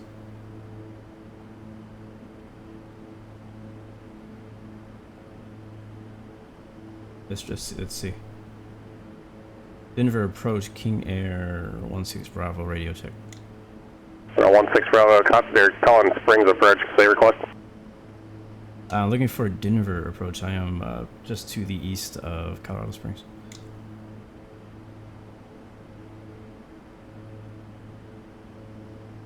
Okay, sir, if you're just to the east of Colorado Springs, you can be a little more specific with your position, please. How far east of the field are you? Say altitude as well, please. That's a great question. About 10 miles east Colorado Springs at 10,500. Okay, that's going to be Springs approach. You're transmitting on a Springs approach frequency. I'm not sure why you're looking for Denver there, but say request, please. Requesting flight following into Denver. November 16 Squawk 6760, maintain VFR. 6760, sorry about that. Can't get it once it's wrong. 760. Alright, we finally got somebody. Uh-oh, that's not what I wanted to do. That's my altitude, not my transponder. Alright, so maintain VFR. And gonna get 6760.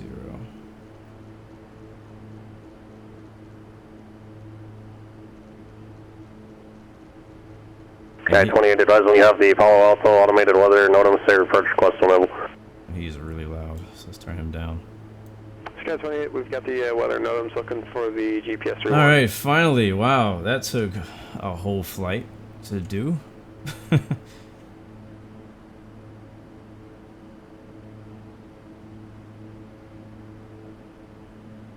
Sky 28, roger, GPS runway 31 approach and report established on the final approach course.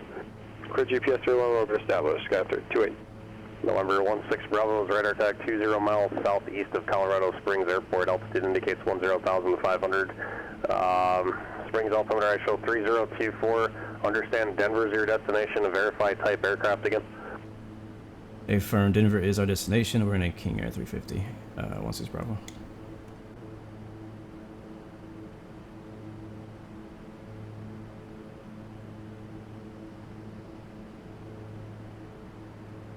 November 16 Bravo, roger, resume on navigation, maintain VFR. On navigation, VFR, 16 Bravo. Nice, alright, we got people. We got help. We're not far at all from Denver, though. We're about 70 miles from Denver. We're a lot closer to Colorado Springs than I thought. He said we were only 2 miles to the east of it. I thought we were 10 miles, but I honestly didn't know how far we were going to be. I just guessed the number.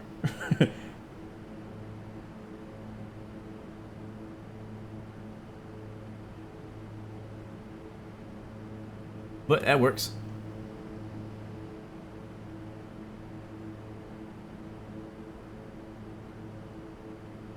So it should be a short flight. It shouldn't take us too long to get to Denver. We're with ATC with flight following.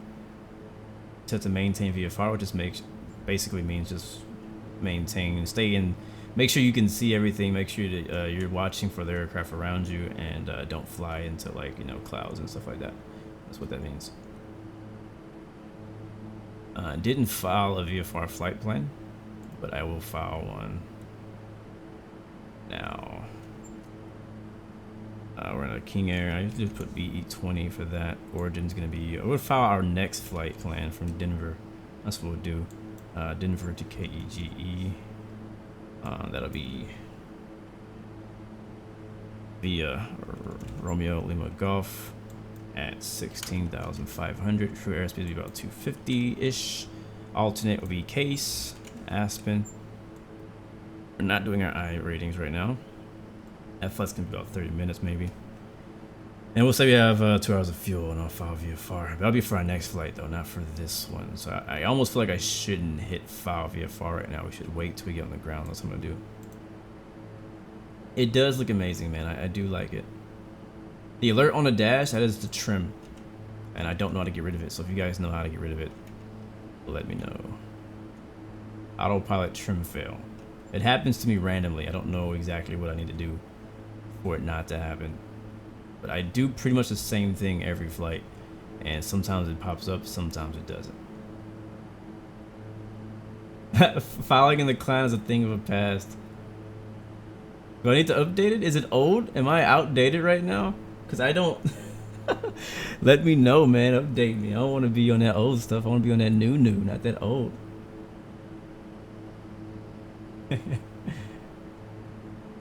Let me know.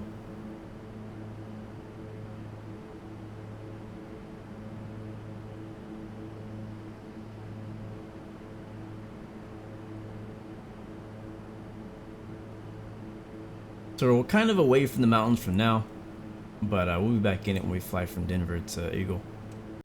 It's all web filing.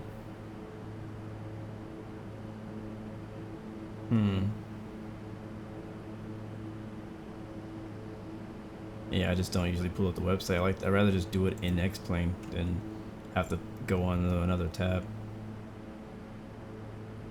That's cool though. Alright, so I just need to update the client. That's it. How do I do that? Do I just go to the website, download the client again, I guess? So I think this is the same client I've had since I've started. Since I've been with Pilotedge, which has been for a little while now. I'll give it a try, man. Thanks for the heads up, though. Give it a try. I didn't even know there was a new client out there, so I'll try it out. But yeah, I've just been accustomed, like, oh, I just go here, Pilotedge, boom, file a flight plan, and that's a wrap. We're 58 miles out now. Everything's looking good. We're with Colorado Springs approach or something like that.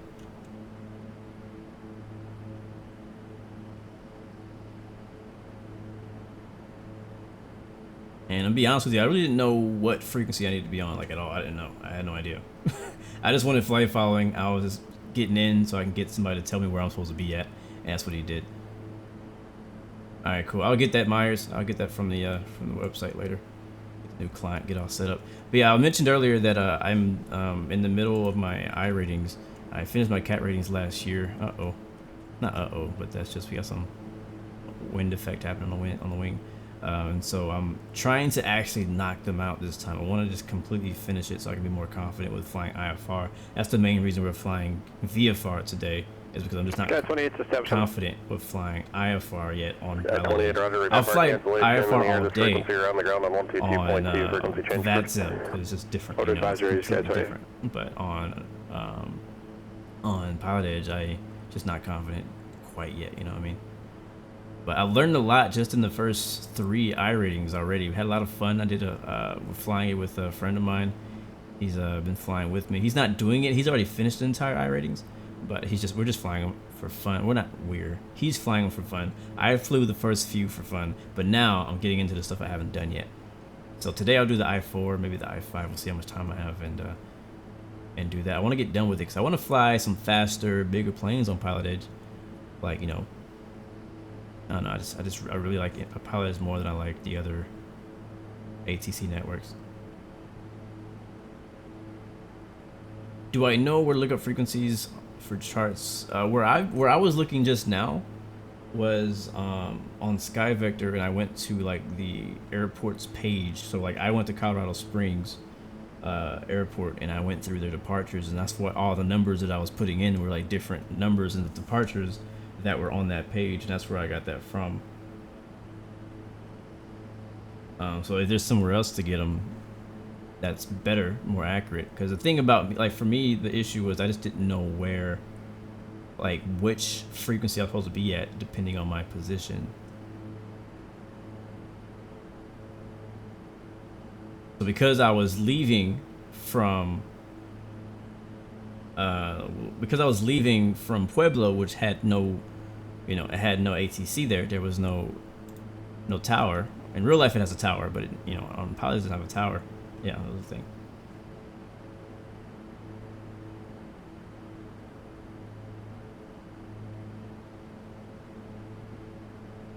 Better way to do it is to look at VFR en route charts. That's probably what I should have done. Let me turn it on.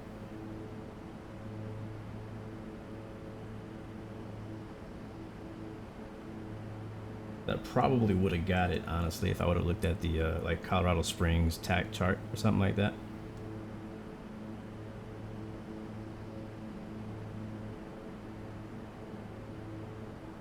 Number 16 Bravo, con Denver, approach 126.1. 26.1, what's the Bravo? 26.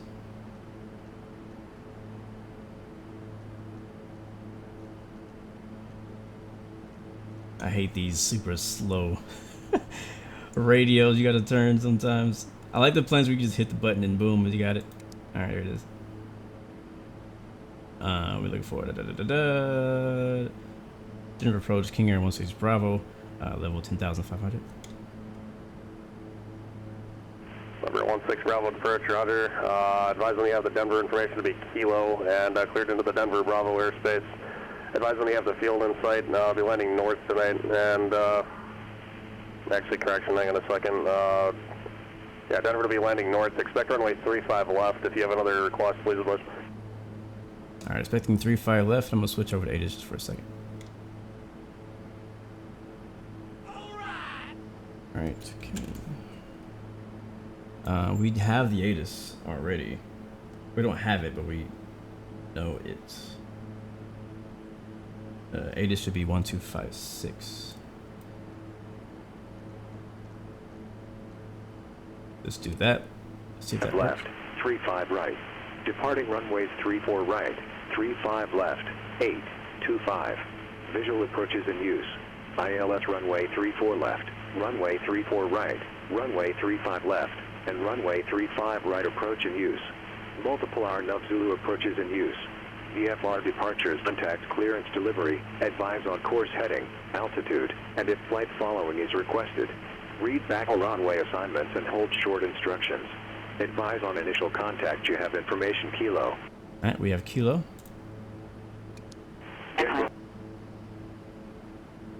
I do not have the field in sight. We are still 36 miles away. We have a little bit of time. Still in the middle of getting my charts. He said expect, was it, you guys remember, was it 3.5 right? Or was it 3.4? I think it was 3.5. Pretty sure it was 3.5. So if we want, we could actually pick up the ILS for 3.5 right? But we'll probably, I think he said he's gonna give us the visual. We can tune in the ILS, which is gonna be 11015. Sky 6, Sky 28, Langkemper, draw dry, fire cancellation, received, nice work on the Sky, rating, I'll put that through to your code.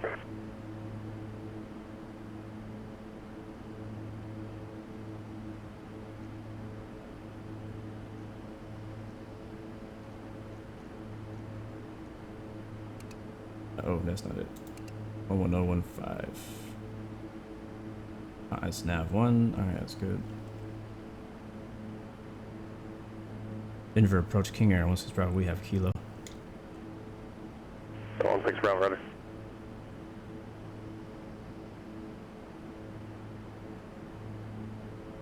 .353 is the final approach course. I'm pretty sure he said 3.5.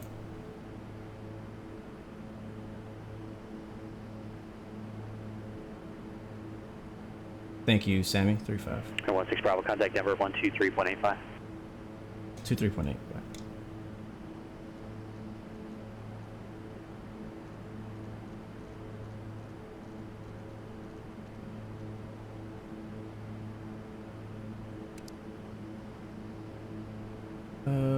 Denver approach King Air 16 Bravo, 10,500 with Kilo.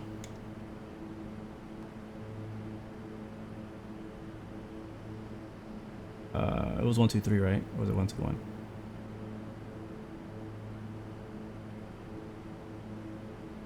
Oh, there's a pop-up. Please tell me he said 123, not 121. He said 123.8. Uh-oh, I think I went the wrong one. 8.5. Oh, thanks. Darn it. Oh, what did I do? No. No. Go back. What are you doing? What is this button? Oh, God. Okay, there it is. 123.85. Alright, we got lost in transmission. Let's try it again. Denver approach, King Air 16 Bravo, 10,500 with kilo. Number 16 Bravo, Denver approach. Thanks for kilo. Do you have the airport in sight? Negative, do not have the airport in sight.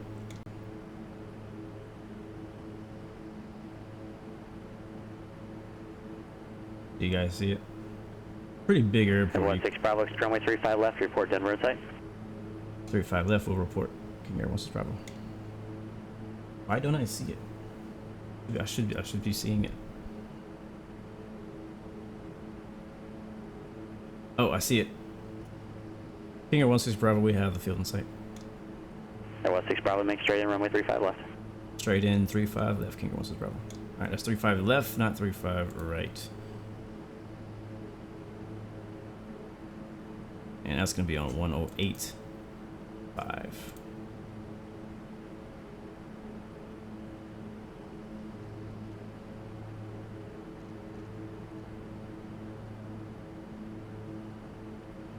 Yep, 108.5. I'm gonna go into heading mode actually. Fly this same heading. And then we'll switch to localizer mode. And we'll change our CRS to 353. Oh god, wrong way.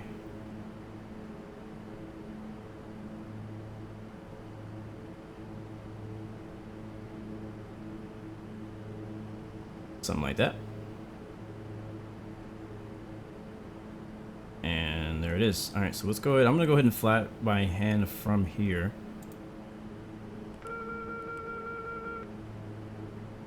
And see if we can get a better landing this time.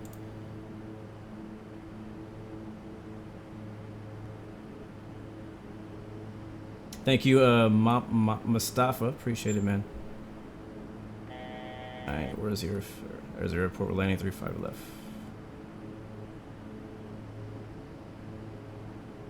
Landing lights coming on. Oh, I never turned them off. Whoops. What's up, Supernova? Good to see you, man.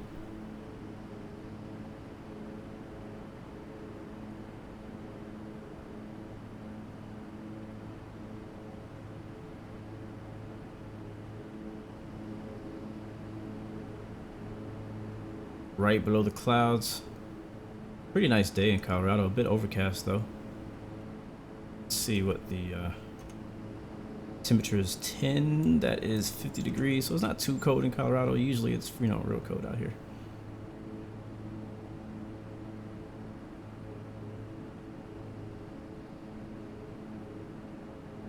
So what I'm gonna do is I'm actually gonna, I don't want to go to the ramp. I don't want to have to taxi all the way to the ramp. I'm gonna tell him that I would like to depart immediately. And we're gonna request flight following for into Eagle County. Number 16 Bravo, contact Denver Tower 133.3. 33.3 wants to drop.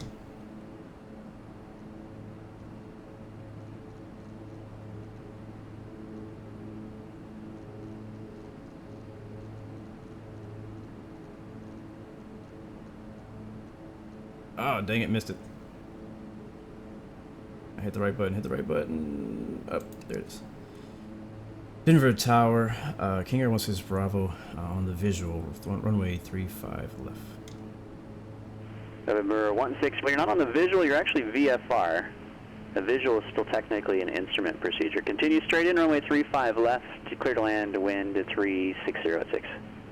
Alright, clear to land 35 left, and thank you for the information, King Air 16 Bravo. This is how you learn, guys. I didn't know visual was an instrument approach. Right, let's get our speed down. We're pretty quick. We got plenty of runway to do it, but we're just really quick.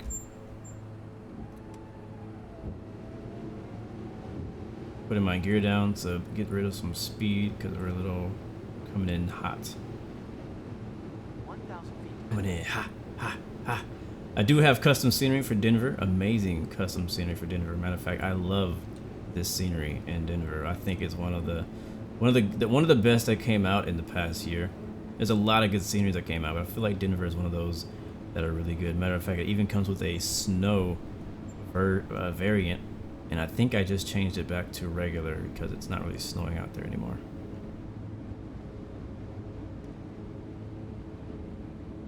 Alright, we're lined up. 35 left.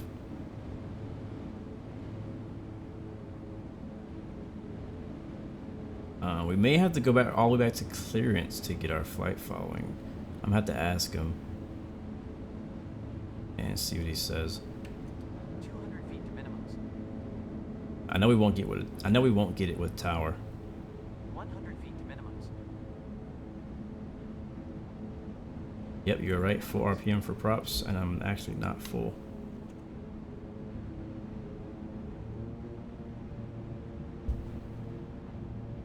I don't have a button. I don't have a thing for it, so I have to like look down there.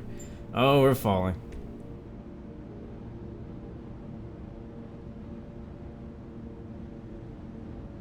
Alright, at least we floated early. Alright, let's...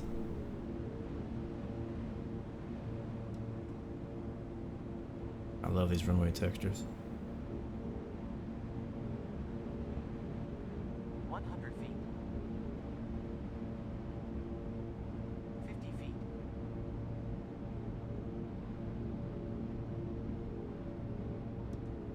Props full. Oh yeah, that was a lot better this time. A lot better this time. Alright, where's our first exit? Coming up right there on the left. That was smooth.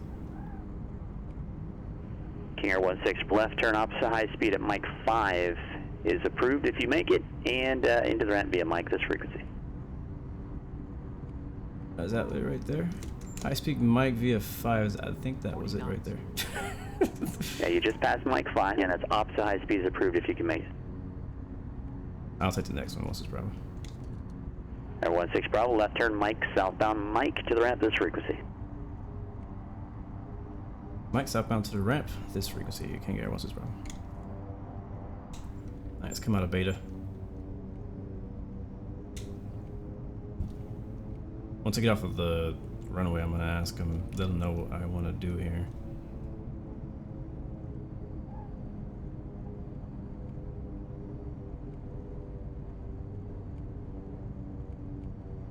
Denver Tower, King Air 16 Bravo, quick question.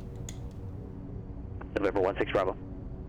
King Air 16 Bravo, I actually would like to make a immediate departure. Do I need to go back to clearance and request flight following again, or what would you like me to do? Are you headed to the ramp? I was hoping to not need to go all the way to the ramp, back to the runway. November 16 Bravo. Okay, in that case, I mean, where are you going now then? Next, we want to fly over to Eagle County. No, I guess you're tagged the wrong way. I said southbound on Mike, and you're headed northbound. Oh, so well. where are you headed? Well, I'm headed southbound now. I didn't mean to actually go that way. Sorry. Still turning around. All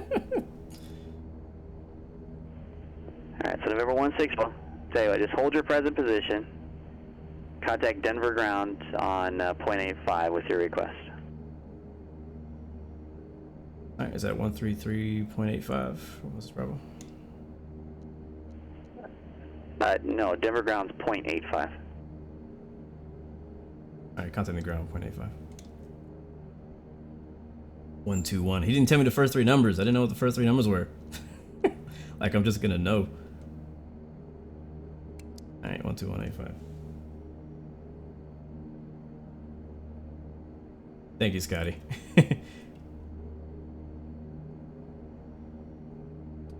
Learning as we go here. Oh, is it always 121 whenever they just say 0.85? See, that's stuff that I don't know. Okay, well now I know. I honestly didn't know that. Alright, so what do I do now? Do I need to contact him and say I want a taxi? I guess? A kilo? Help me out here. Appreciate it, Myers. I'm on ground frequency. You guys know what I want to do. I want to head back out. Matter of fact, let's go ahead and drop these passengers up and pick up the next set. And I want to fly back out to Eagle. He put us on ground. Do I need to like ask for a flight following clearance, or do I just be like, hey, request taxi to the actor or something like that?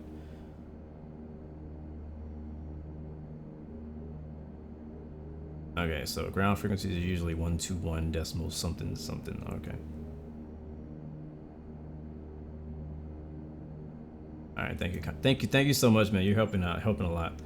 Again, this is all learning, all learning. All right, let's go to ground. Denver ground, King Air 16 Bravo, ready to taxi. Would like to flight following to Eagle County with Kilo.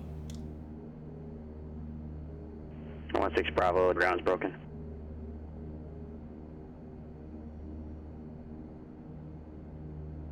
Denver ground, King Air 16 Bravo, radio check.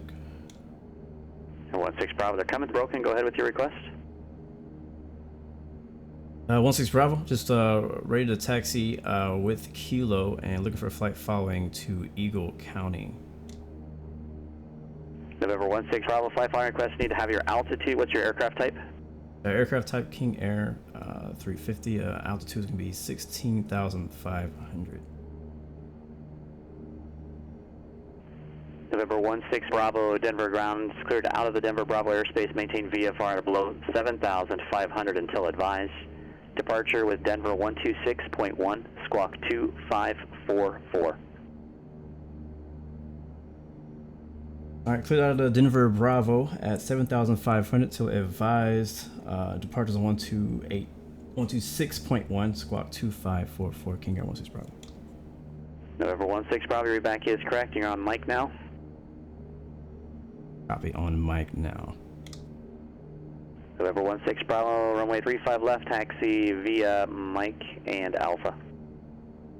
35 left via Mike and Alpha, King Air 16 Bravo. Alright, let me get my new squawk code put in, which is going to be 2544.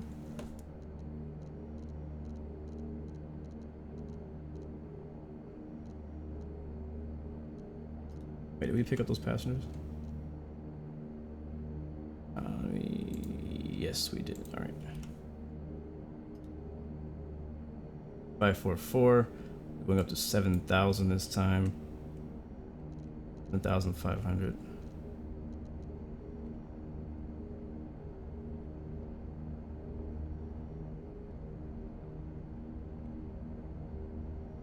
Yeah, it might be a little high for VFR with these clouds. We'll see. I mean, our elevation right now is already 5,000. I mean, you know, Denver is a mile high, so. I said Mike to Alpha. Let me look at my chart to find out where Alpha is, because I might not be at the end of the runway. Sky 28, Seattle Center on request, standby.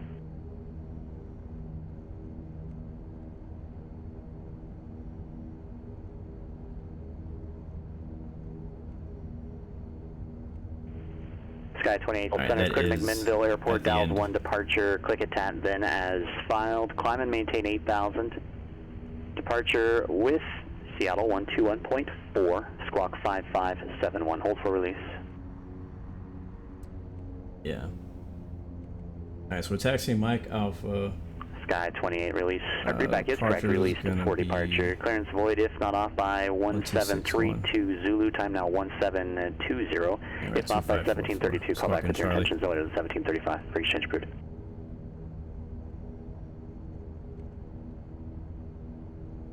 Supernova, how do you get the instrumental version of Give It All I Got?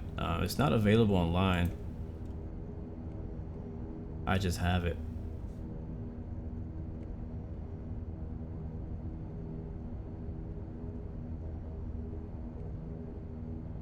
That's actually really helpful. Wow, what's it like flying a King Air in South Africa if you're still here? I just saw your comment just now. It's so easy to I feel like the more you learn how to fly some of these different planes, it's so easy to skip over the small little details, and it's easy to get in a habit too of just being lazy. That's the truth, honestly, just being lazy and not wanting to do things. I think that's one thing that I have an issue with sometimes, mainly in, you know, obviously in a flight sim. If I was flying in real life, obviously it'd be more important for me not to forget to do certain things for my safety and for the plane. But yeah, I actually did know that you're supposed to be props full forward for takeoff and landing. I just kind of forgot. But yeah, that's why checklists are important. I feel like flying in flight sim has taught me a lot of things, but one of the main things is that checklists are extremely important. Because every flight that I do in a flight sim, I always forget something because I usually don't use a checklist. The only time that I do the checklist is when I'm first learning to fly a plane. So like when I got the King Air, when the King Air first came out, I spent hours, you know what I mean, learning how to fly it, learning everything about it. But as time went on, you know, I was like, I could skip that. Alright, Alpha is the next to next taxiway off our left side. So not this one, not the next one, but the next one. Yeah, and the sim, it gets real tedious. And also, like, you have to go through all the camera views and find it and find out what is actually simulated in the simulator and what's not and all that. But I love it when, you know, real pilots come into the flight sim community and show some and show how things are done in real life. Like, I think it's really helpful to all of us who have not quite gotten in the air yet. All right, this one's not Alpha, but the very last one is Alpha. Supernova, no, I'm sorry, I will not be streaming Apex Legends. I switch back to Tower once we make this turn. But I feel like Piloted, like, cause I honestly feel that I'm closer than I've ever been to actually finally starting my training in real life, and so that's why I've been like, you know what, let me get on Pilotedge, let me get comfortable with making mistakes. Let me make the mistakes on Pilotedge when it comes to radio calls now, so that when I get to the real thing, I can be more confident and hopefully have a little bit of an advantage there. As 133.3 was a tower frequency that we were on before. Yeah, that is tower frequency for 35 left. Departure is gonna be on 126.1. And this will be our last leg for today, guys. So thank you for joining along. We're making some good money on these flights too for FSeconomy. He said maintain 7,500 until otherwise. Other than that, we're good to go. My nav is already set for oh, not my nav. Let's actually change this back to FMS. So once eventually he's probably going to give us maintain own navigation, and I want to be able to have that going to our next waypoint.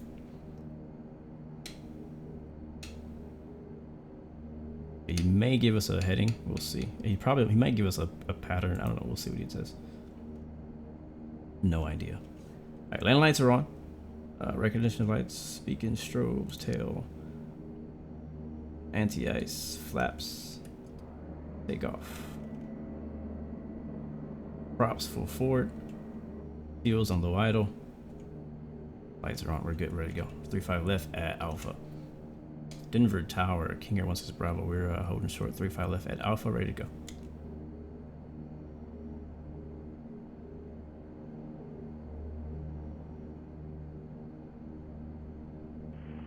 King Air 16 by Denver Tower, fly heading at 335, wind 360 at 6, runway 35 left, cleared for takeoff. 335, on runway 35 left, clear for takeoff, King Air 16 Bravo. All right, let's go.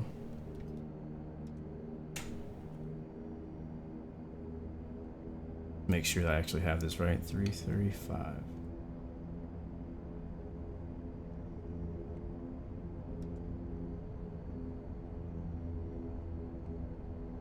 This part is actually also helping me for my iRating stuff, doing call outs and calling them back and all that stuff like that. So this is actually kind of all part of the process here. All right, here we go, guys.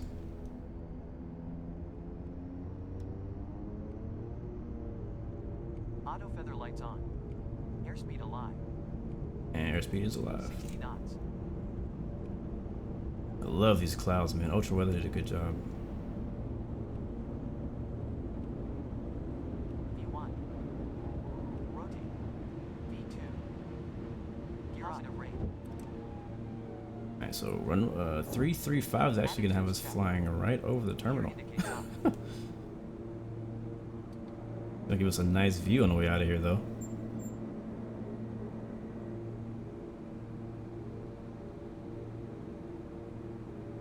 Got Emperor on. Flaps indicate IS up. mode. Pilot engage. Mr. Real World Pilot in South Africa. Claris, PBM 572 Tango Bravo IFR Mather. Any idea how to get this autopilot trim fail to go TB away? 57 Tango Bravo from clearance on request. MIL be forward. Look at freaking Denver, man. At 16 Bravo, generally you don't make that turn until you reach the departure into the runway, so we stay away from the terminal area. With radar contact, verify altitude. Passing 7,000 for 7,500. King Air 16 Bravo, sorry about that. 16 Bravo, thank you. Departure. Contacting departure, King Air 16 Bravo. And 1261. I'm gonna explain why I did that here in a second. Denver departure, King Air 16 Bravo, level 7,500.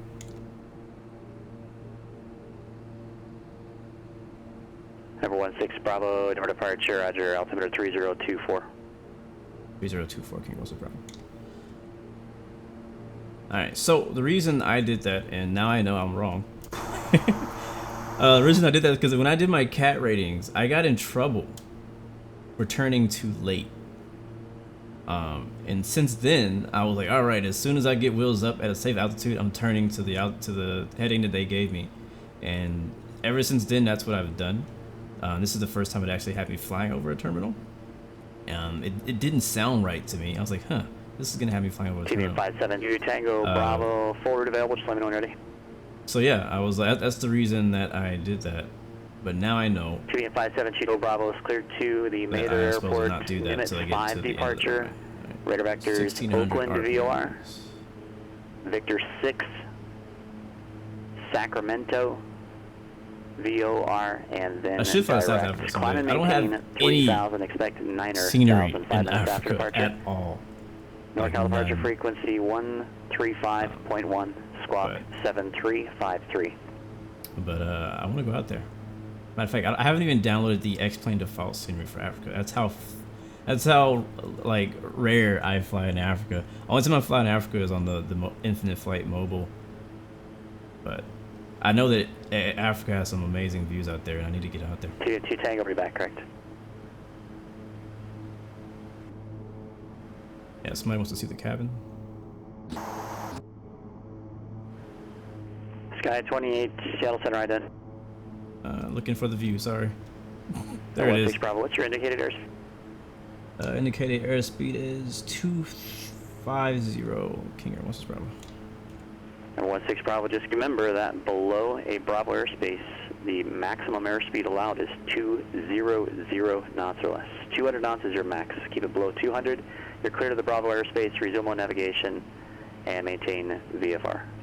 I appreciate it. I actually honestly didn't know that, so thank you very much. King Air 16 Bravo, resume on navigation.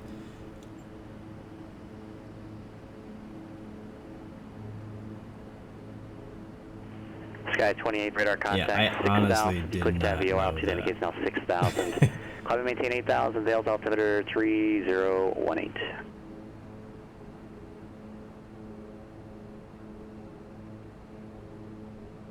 Thanks. Alright, so he told us to resume on navigation. So we're gonna fly towards Eagle. We're cleared out of the Bravo.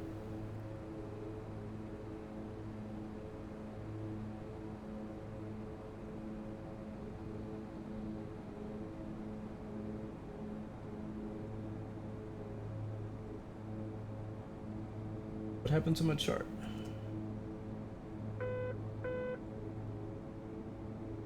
Little too little.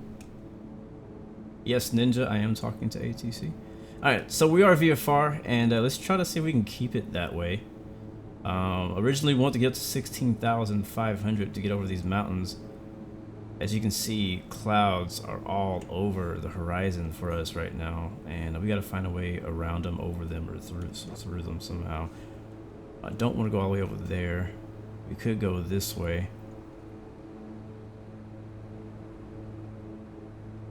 We could also go that way. We definitely can't climb fast enough to get above these clouds. I'm actually going to turn to the right, to the left.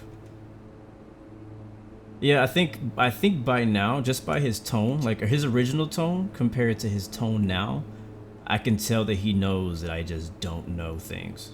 You know what I'm saying?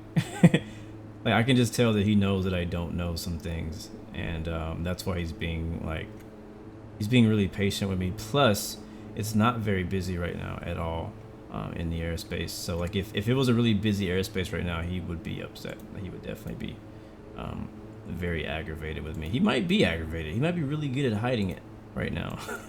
But yeah, there's just not a lot of airplanes in the area or on his frequency, so he has time to kind of to do that and explain a few things and answer questions, and I definitely appreciate him doing that. 16 Bravo now, the Bravo airspace cancel altitude restrictions, remain outside the Bravo at all times, maintain VFR. Alright, we'll remain outside of the class Bravo, maintain the VFR. 16 Bravo. Alright, let's go ahead and climb. He already said cancel altitude restriction. We're gonna go up to 16,500. Now that we're outside of class Bravo, we can speed up. That is really freaking good information to know. I honestly had no idea there was a 200 knot speed restriction in class Bravo. I had no idea. No idea at all.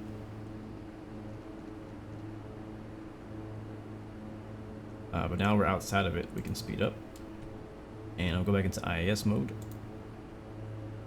Actually, I'm going to be vertical speed mode first.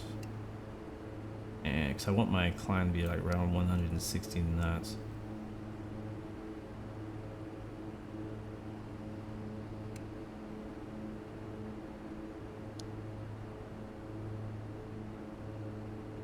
See, we're flying right into this, which is probably not the best idea, but I'm trying to find... Well, Myers, he said 200 knots. So now I'm even more confused. 250 knots inside of class Bravo, and you're saying 200 knots underneath the class Bravo? Is that what you're saying? And is this rule only applied to VFR traffic? Is this also applied to IFR traffic? Alright, so underneath like the shelf of the class Bravo, it's only 200 knots. That's what you're saying.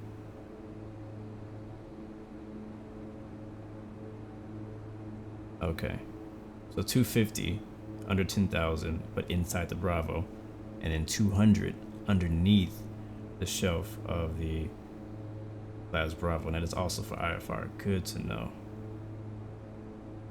That's the kind of stuff that'll make you fail an I rating right there. Alright, IAS mode on. Giving it some more throttle. We're already at 1600 RPMs. Still trying to find a way out through these clouds. It might be a gap in here somewhere we can find. Number 16 Bravo, say out. 10,300. Number 16 Bravo, roger. You're right over the Erie Airport right now, which has a shelf of 10,000 to 12,000. That puts you back into the Bravo airspace. Remember, if you're going to get back into the Bravo airspace, it requires another clearance. That's another possible pilot deviation on that. Resume on navigation and maintain VFR. You'll clear the Bravo in less than 2 miles. Alright, clear the Bravo. That's 2 miles. Sorry about that. King 16 Bravo. Dang it, man. It's frustrating.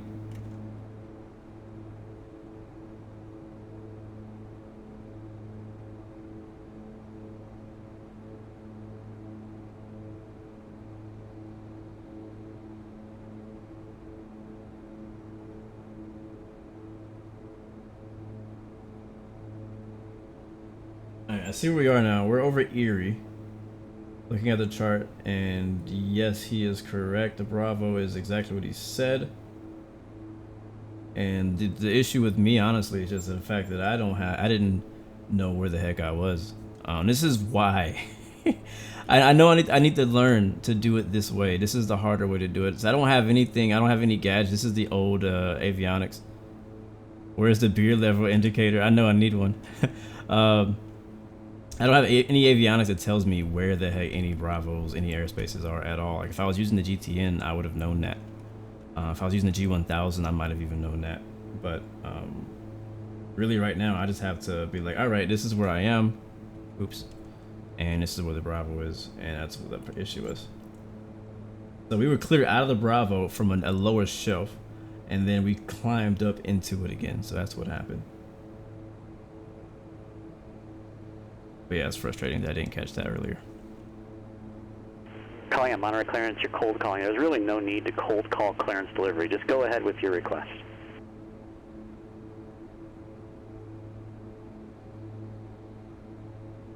Alright, thank you again, man, Myers, for the information. This is all really helpful. This is the fastest 3161 Tango run will be forward standby. On Pilotedge so far. I usually fly a lot slower aircraft, so. We're at 14, almost for 16, so it looks like even at 16,500, we're not going to get above these clouds. 572 Tang Bravo, Glen ground runway 28 right, taxi via Charlie and Bravo. AVG, we're flying the King Air 350.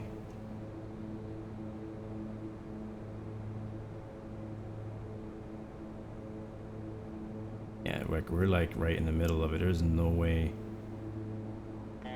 through these clouds but over them. And we told them we're going to 16.5. We're just gonna have to risk it and fly straight through that baby. What's up, Captain Sign? Welcome back.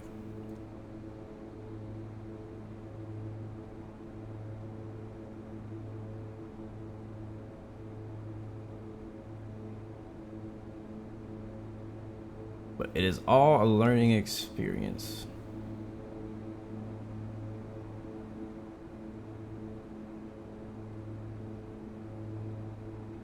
Crafter animation, what is my 3161 Tango, Monterey clearance clear the Reed Hillview Airport, Monterey 5. Right, we're just gonna have to risk it. Vector Salinas VOR, Victor 111, hence Victor 485, Gilrow. You know, what could go wrong? Then direct. Climb and maintain 6,000. NorCal departure frequency 121.3, Squawk 5112. I have a weather radar here, and it doesn't show that that's a storm. It just shows that those are clouds. So it's a friendly cloud up ahead of us. We shouldn't have an issue. Might be a bit bumpy, but we'll be okay. What could go wrong? What could go wrong? The famous last words. Number 61 Tango, thanks for it. The good thing is that ATC doesn't actually know that the cloud is there. Ninja, what are you talking about, man? You're just talking about a bunch of nonsense. What's up, Hamleg? Good to see you, bro. Good to see you. We're like right in the middle of just a bunch of clouds. Yep.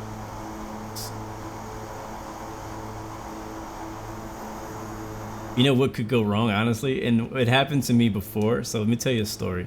I was doing another FSeconomy flight, and a lot of times I fly offline because I just want to let it fly. I go do some stuff, I come back, I land. That's usually how I do it a lot of times, unless I'm like trying to actually sit here and do it. And who was that? Thank you, Ryan Flint, for the follow. Welcome to the Blue Arrow Royal family. So I let the plane fly itself for like 30 minutes, maybe like 20 minutes. I come back, I'm flipping, like I'm X-plane flipping. I'm in the mountains somewhere. But guess what happened? Uh-oh, ATC sees nothing. No screen watching, Marcus. So I came back and I'm crashing in a mountain, and then I'm like, what the heck happened? I was gone for like 10 minutes. I come back, I do replay mode, I look at it, and I see that I have like massive ice on my left, my right wing. Like all my surfaces are iced up real bad, like real bad. You see what I'm saying, guys? It's not that bad. Look at that. I'm still VFR. I can see like 10 miles. That's 10 miles. Sky 28, back Poland approach 124.35. Yeah, look at that. Look how it opened up. God parted the seas for me. Yeah, how's that? What could go wrong? Portland Sky 28 Austin. What could go wrong? Sky 28, Portland, good afternoon. Portland, altimeter 3010. Let me know when you have the weather at McMinnville. You said 3010 and we'll Sky So 20. funny. 16 Bravo, contact Denver Center now. Denver Center, 120.47. 2747, what's this, Bravo? Thank you. 12747. It's getting dark in here, yeah. Alright, up. Denver Center, King Air 16 Bravo, we're level 16,500. I don't know where we are.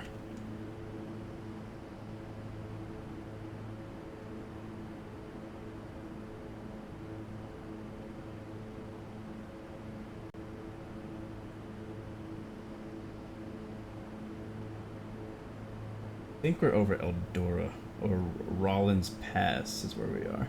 He didn't say anything back though. 12747.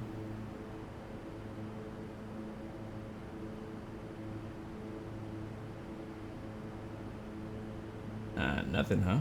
Am I not on the right frequency? 12747. I can't go just 470. I can only go 475.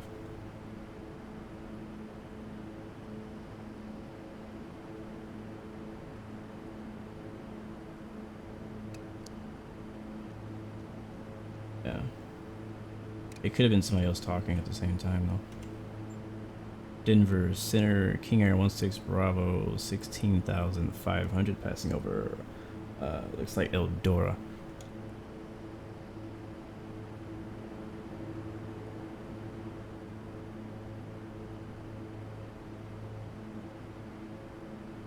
Let's switch back. Denver approach, I'm not getting anything on 12747 for King Air 16 Bravo. 16 Bravo, try Denver Center 120.47, 2047. 120.47, King Air 16 Bravo, give it a try.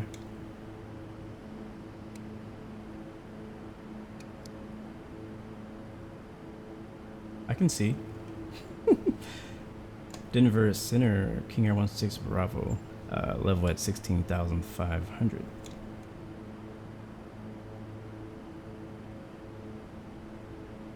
Number Sky High 28, roger. Alright, we're actually coming to 16 Bravo, Denver Center, good afternoon, Eagle altimeter 3022. Let me know when you're able to get the weather. Copy, I'll go pick that up right now, King Air 16 Bravo.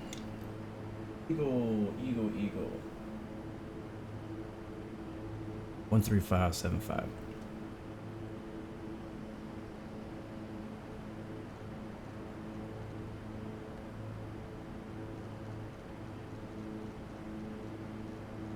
This has been a busy flight today, guys. And not that busy, but yeah, a little busy. I can't quite get the weather yet from here. I think there's a mountain in the way.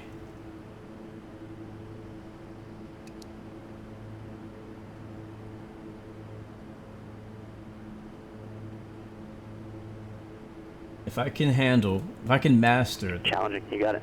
Uh-oh, what is that? What am I gonna master warning for? Number 572 Tango, contact NorCal departure, we'll see you. Oh, low fuel.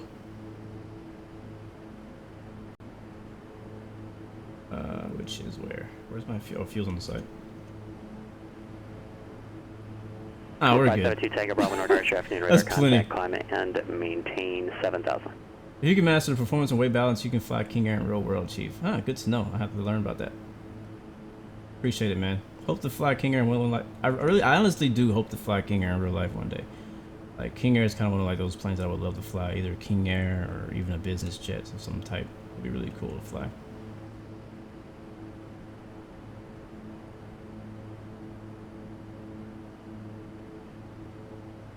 Technically, if I descend a little bit, I could go VFR better.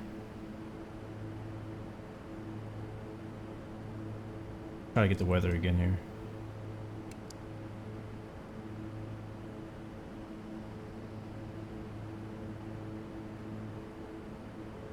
Yeah, we should be able to descend from here. I'm gonna go down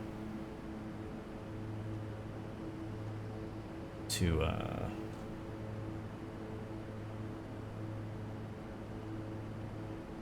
We'll do 12,500.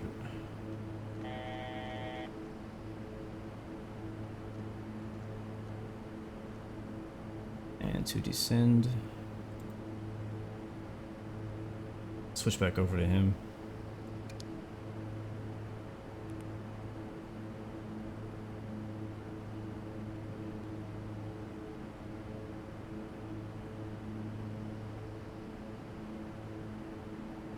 I know, that's the thing. In real life, you don't want to do this. TB2 Tango Bubbles, when able, clear direct, calling, resume on navigation, call, maintain 900,000. Don't do this at home, kids. Well, I should say don't do this in real life. Alright, that looks better.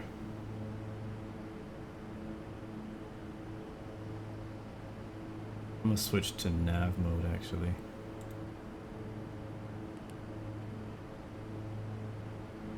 Ah, these clouds are beautiful, though. Let's see, the elevation's kind of gone down a little bit. Let me see if I can pick up Deadz. I still can't quite get it. No.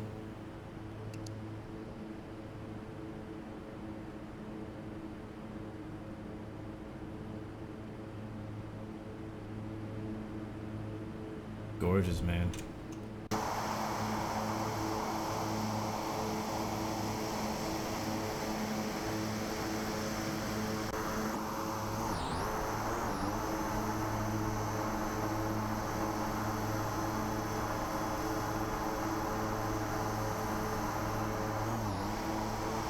Give you guys some outside view for a little while. We've been heads down quite a bit in this flight. So right now we're flying to the Kremlin VOR, and from there we will fly direct to Eagle, and we'll see what ATC lets us know about that. Honestly, we probably won't be able to get the ATIS until we get the Gremlin, because until then the mountains are going to be in the way up until that point. Alright, we're coming up on Gremlin now. About 8 miles.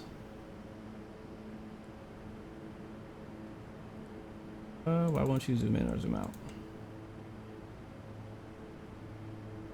Let's try it again.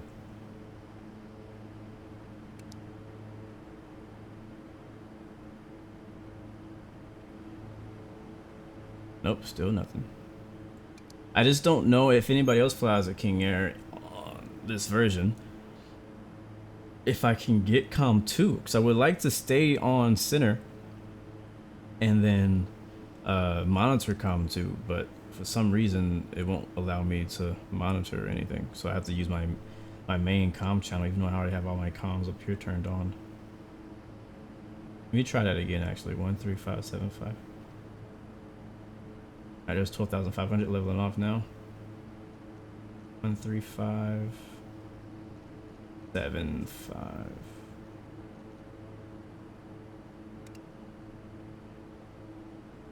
Gonna leave that on. We'll see if we eventually hear it. AutoComm was already on. I turned it on earlier. When you mentioned that I turned it on, it actually seemed to work. And oh, I see what you're saying. AutoComm for COM 2.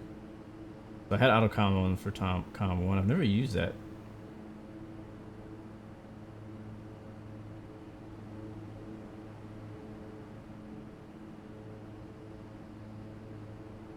Yeah, Sam, we'll actually be landing by then. Alright, there we go.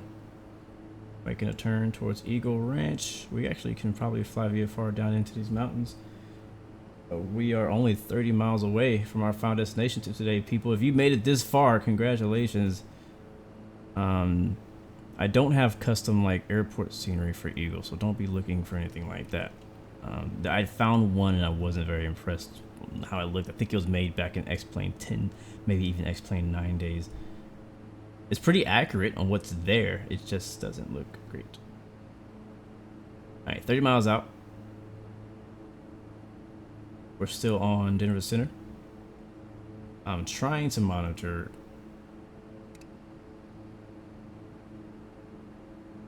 Still nothing. Still not getting. Still not picking up the ATIS. What GPU do I have? Set up pilot scratch to maintain 6,000. Not really sure. It might be in the bottom of my description on YouTube. It might be. I have a bunch of my stuff down there. I just don't know if it actually says the brand of GPU that I'm using. Let me go ahead and let them know I can't pick up the ATIS. Denver Center, King Air 16 Bravo. We're not getting the ATIS from Eagle. We're 16 Bravo, second. We're not. We haven't been able to pick up the ATIS at Eagle quite yet for 16 Bravo.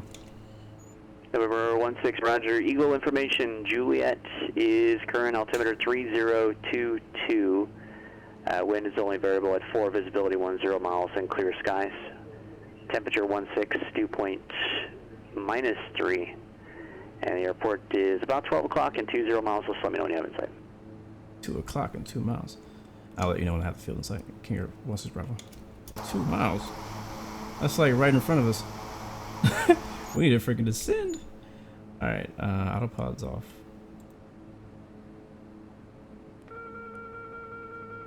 Mine says we're 23 miles away from. Maybe he said 20 miles. Pitot heat is on. Down here, both of them. Left and right. I'm not crashing this plane. 572 Tango, but contact NorCal approach 127.4. Perfect, Sammy. Yep, it's in there. Number 3161 Tango, Monterey ground, runway 28 left, taxi via Alpha.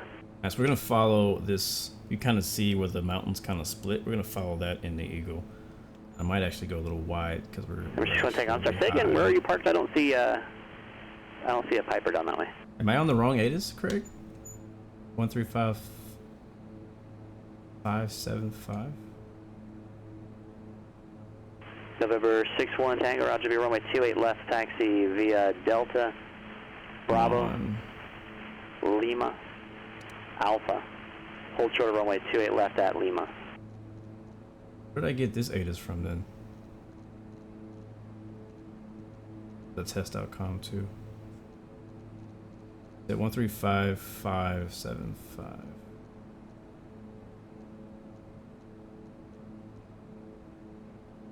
And 572 Tango, NorCal approach, Roger, exact altimeter 2992. Let me know when you have the weather at Mather.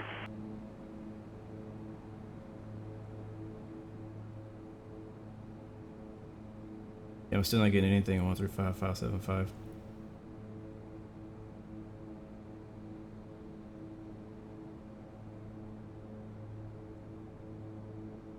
That is right. Pilotedge does have a, was it 2-week free trial?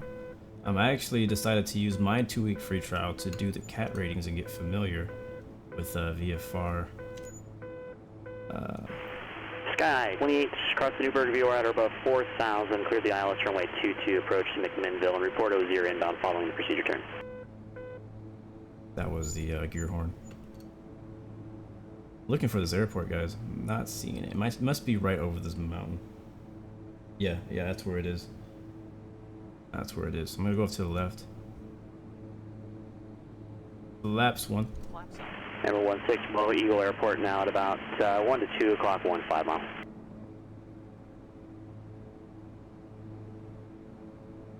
See it?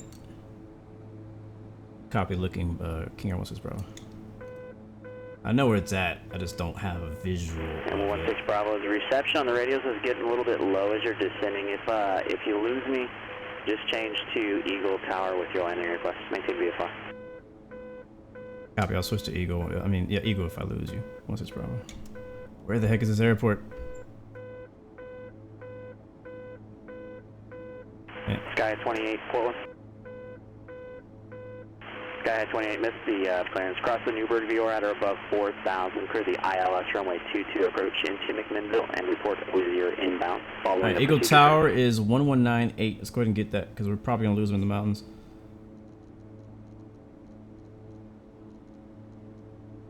We're real low. That's why we can't see the airport. I have a feeling we're going to fly right over it. Alright, not over there. If I had my track IR, this would be a little bit easier. ¿Dónde está aeropuerto? 572 Bobby, you said the ILS 22 left from, say it again, the 6? Good question. What runway are we actually coming in on? These are things that I need to know beforehand. right? These are things Number 2 Tango Bravo, left for your that you plan before you even take off.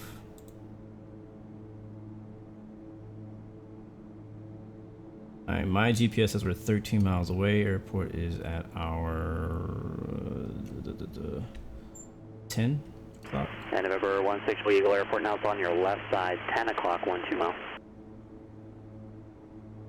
10 o'clock, 12 miles. The mountains are just still in the way, so King Air 16 Pro. Yeah, we gotta go through the canyon and get there. Or the dip down a little lower. Kind of like you do if you were landing at Innsbruck. Number 16 Bravo. I'm not sure how you are with the Eagle area, but if you find I-7 and then just follow I-70, it'll take you right to the Eagle Airport. Should be just off your south now. South. Alright, yeah, I got you. King Air 16 Bravo. Thank you very much. Alright, so we need to go that way. And then it's gonna turn us over there. Hopefully we don't run into Aspen on accident, because that would be hilarious. That would be hilarious. So like, hey, I'm looking for Eagle and I end up in Aspen. That would be so funny. Alright, are our landing lights on? Number 61 Tango, cross runway 28 left. Yeah, they're on, check. Yes, sir, Captain Jack. This is Eagle Airport, EGE. I've never landed here. Like, I didn't practice. I gave you your crossing instruction. Number 3161 Tango, cross runway 28 left. So, yeah. Somebody mentioned to me, like, it was going to be a pretty challenging approach. I'm looking forward to it. And actually, we're already here. Thankfully, the clouds moved out, and they're high enough to not have that be an issue. Somebody's here.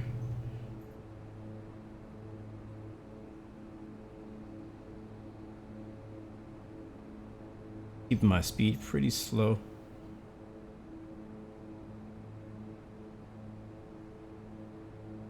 Number 2 Tango Bravo, fly heading 010 vectors for Hagen. No, I don't see it. That's not it.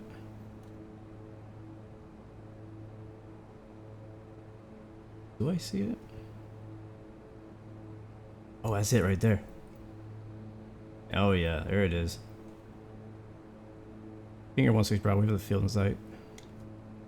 Number 16 Bravo, got no traffic observed between you and Eagle at this time. Radar services are terminated. Contact Eagle Tower 119.8. We'll see ya.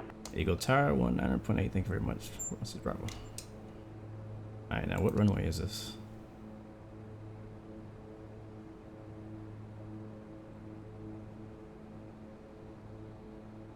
Eagle Tower, King Air 16 Bravo inbound from the north for landing. November 1 Bravo Eagle Tower, say again your position and distance. Coming up on 7.7 miles from the north, looks like northwest, King Air 16 Bravo. If you're approaching from the north center, right downwind, November 16 Bravo, number 16 Bravo, right downwind, runway 25 and report midfield. Right downwind, runway 25, King Air 16 Bravo. Right downwind, right downwind, runway 25. Okay.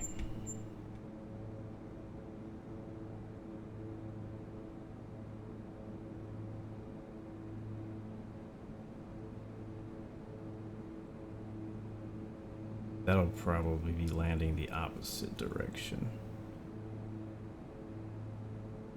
Wait, what? Hold on. 25 is this runway. Right downwind would be the opposite way. Yeah? Monterey Tower, November 3161 Tango, runway 28 left, ready for departure. I'm actually very confused right now. So I'm pretty sure that's number runway 3161 Tango, Monterey Tower, wind calm, runway 28 left, cleared for takeoff. Number 3161 Tango, clear for takeoff, runway 28 left. Eagle Tower, King Air 16 Bravo, I'm pretty sure I completely screwed that up. Is that still a right downwind for runway 25? November 16 Bravo, Eagle only has one runway, so there's no left or right. You said you're coming in from the northwest, so the instruction was a right downwind for runway 25.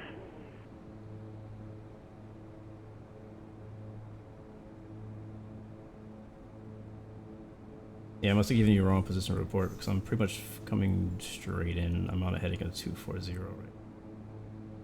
Okay, so you're coming in from the east then? Hey, firm, sorry about that. November 16 Bravo. Okay, I think I see you now. Can you make a left 360 to join final runway 25? Yes, I can do that. King Air 1 Bravo. Left 360 to join runway 25. I got my position report completely wrong. I thought I was west, and I was actually coming from the east.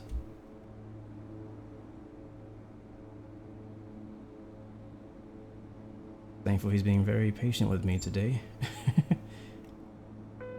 I'm gonna go flaps down. Yeah, I was like, there's no way I can turn a right base from this direction. There's the airport. Number 2 Tango, clear direct Hagen, descend to maintain 7,000. Here's coming down.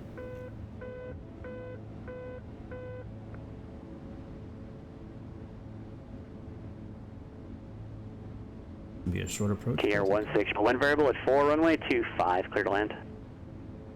Runway 25, clear to land, King Air 1 Bravo. I'm gonna circle around this mountain here. It's a really cool approach though. You can tell there's only one way in.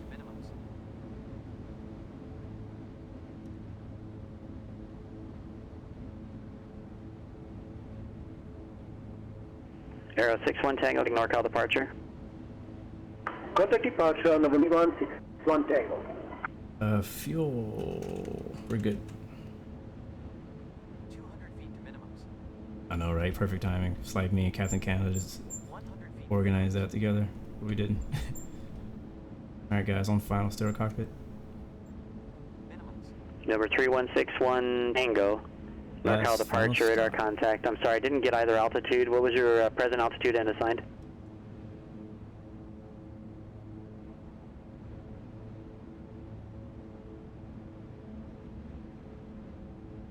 Number 61 Tango, thank you, Monterey, altimeter 29er. I forgot to go props forward. 50 feet. What checklist are for? No center line this time. Props full. Props full. Alright. Versus. TBM 2 Tango, Bravo cross Hagen at 7,000 to clear to straight in RNAV, runway 22 left approach, report over Stinger. 40 knots. That was fun. To the left. And he may send us to ground, he may not. King Air 16, taxi ramp via Alpha this frequency. The ramp via Alpha this frequency. Thank you very much, King Air 16 Bravo. Those beautiful clouds out there. Welcome to Eagle County Regional. Really cool little airport out here. Appreciate it, RJ. Parking. Where's park over here? Delta 1. Number 61 Tango, upon reaching 1,000, proceed direct Salinas, resume on navigation.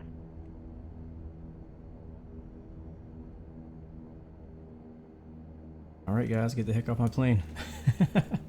Alright, let's shut the engine down. Avionics off first.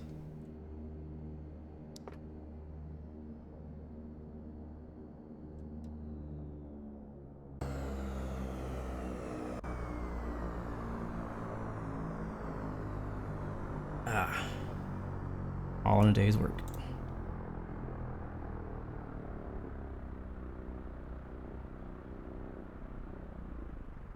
And we had 62 gallons left. Not bad, not bad. Thank you, Marcus. I'll come back better next time. But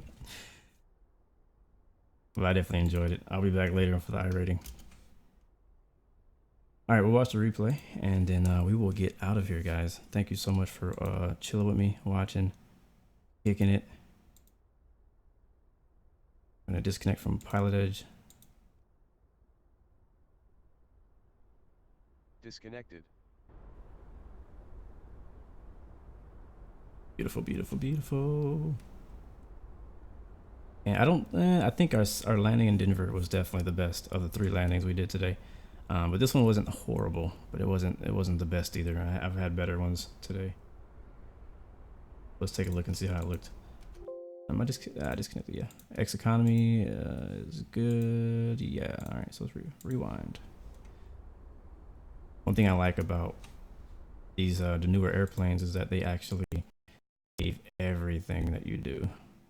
Oh, don't crash! Don't crash. Right, I think this was our first time coming in.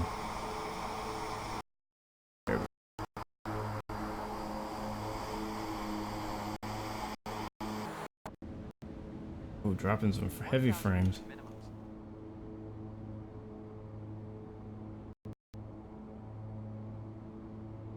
60 knots. 82. 500 feet to minimums.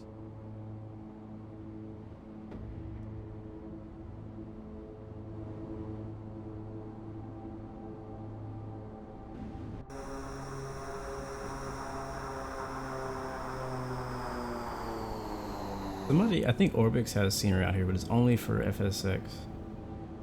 200 feet to minimum. So somebody for X-Plane needs to make some really dope scenery out here.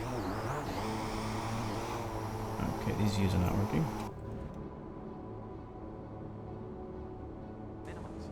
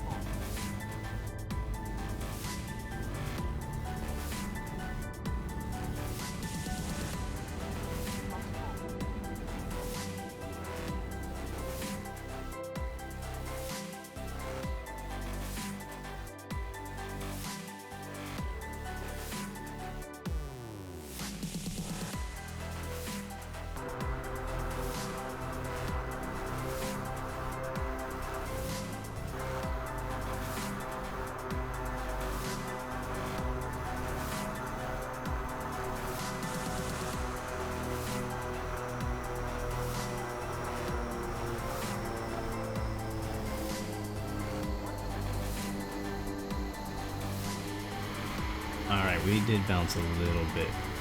A little bit. Let's see it again. It was a soft little bounce. Just kind of like a, oh, you're going too fast kind of bounce.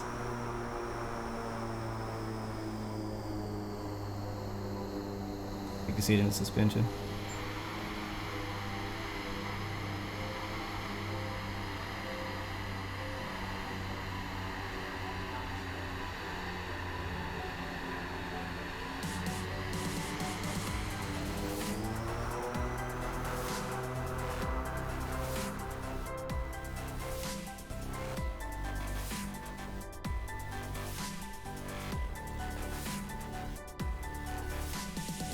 Alright, y'all, well, I'm gonna get out of here. Thanks so much for riding along in the King Air with me. As always, 3 choices. Give up, give in, give it all you got. Peace, love, God bless you. I believe Captain Canada started his up, so you can check him out on Twitch. No, I think he's on YouTube. So check him out. I don't know what he's doing, but check him out. Peace.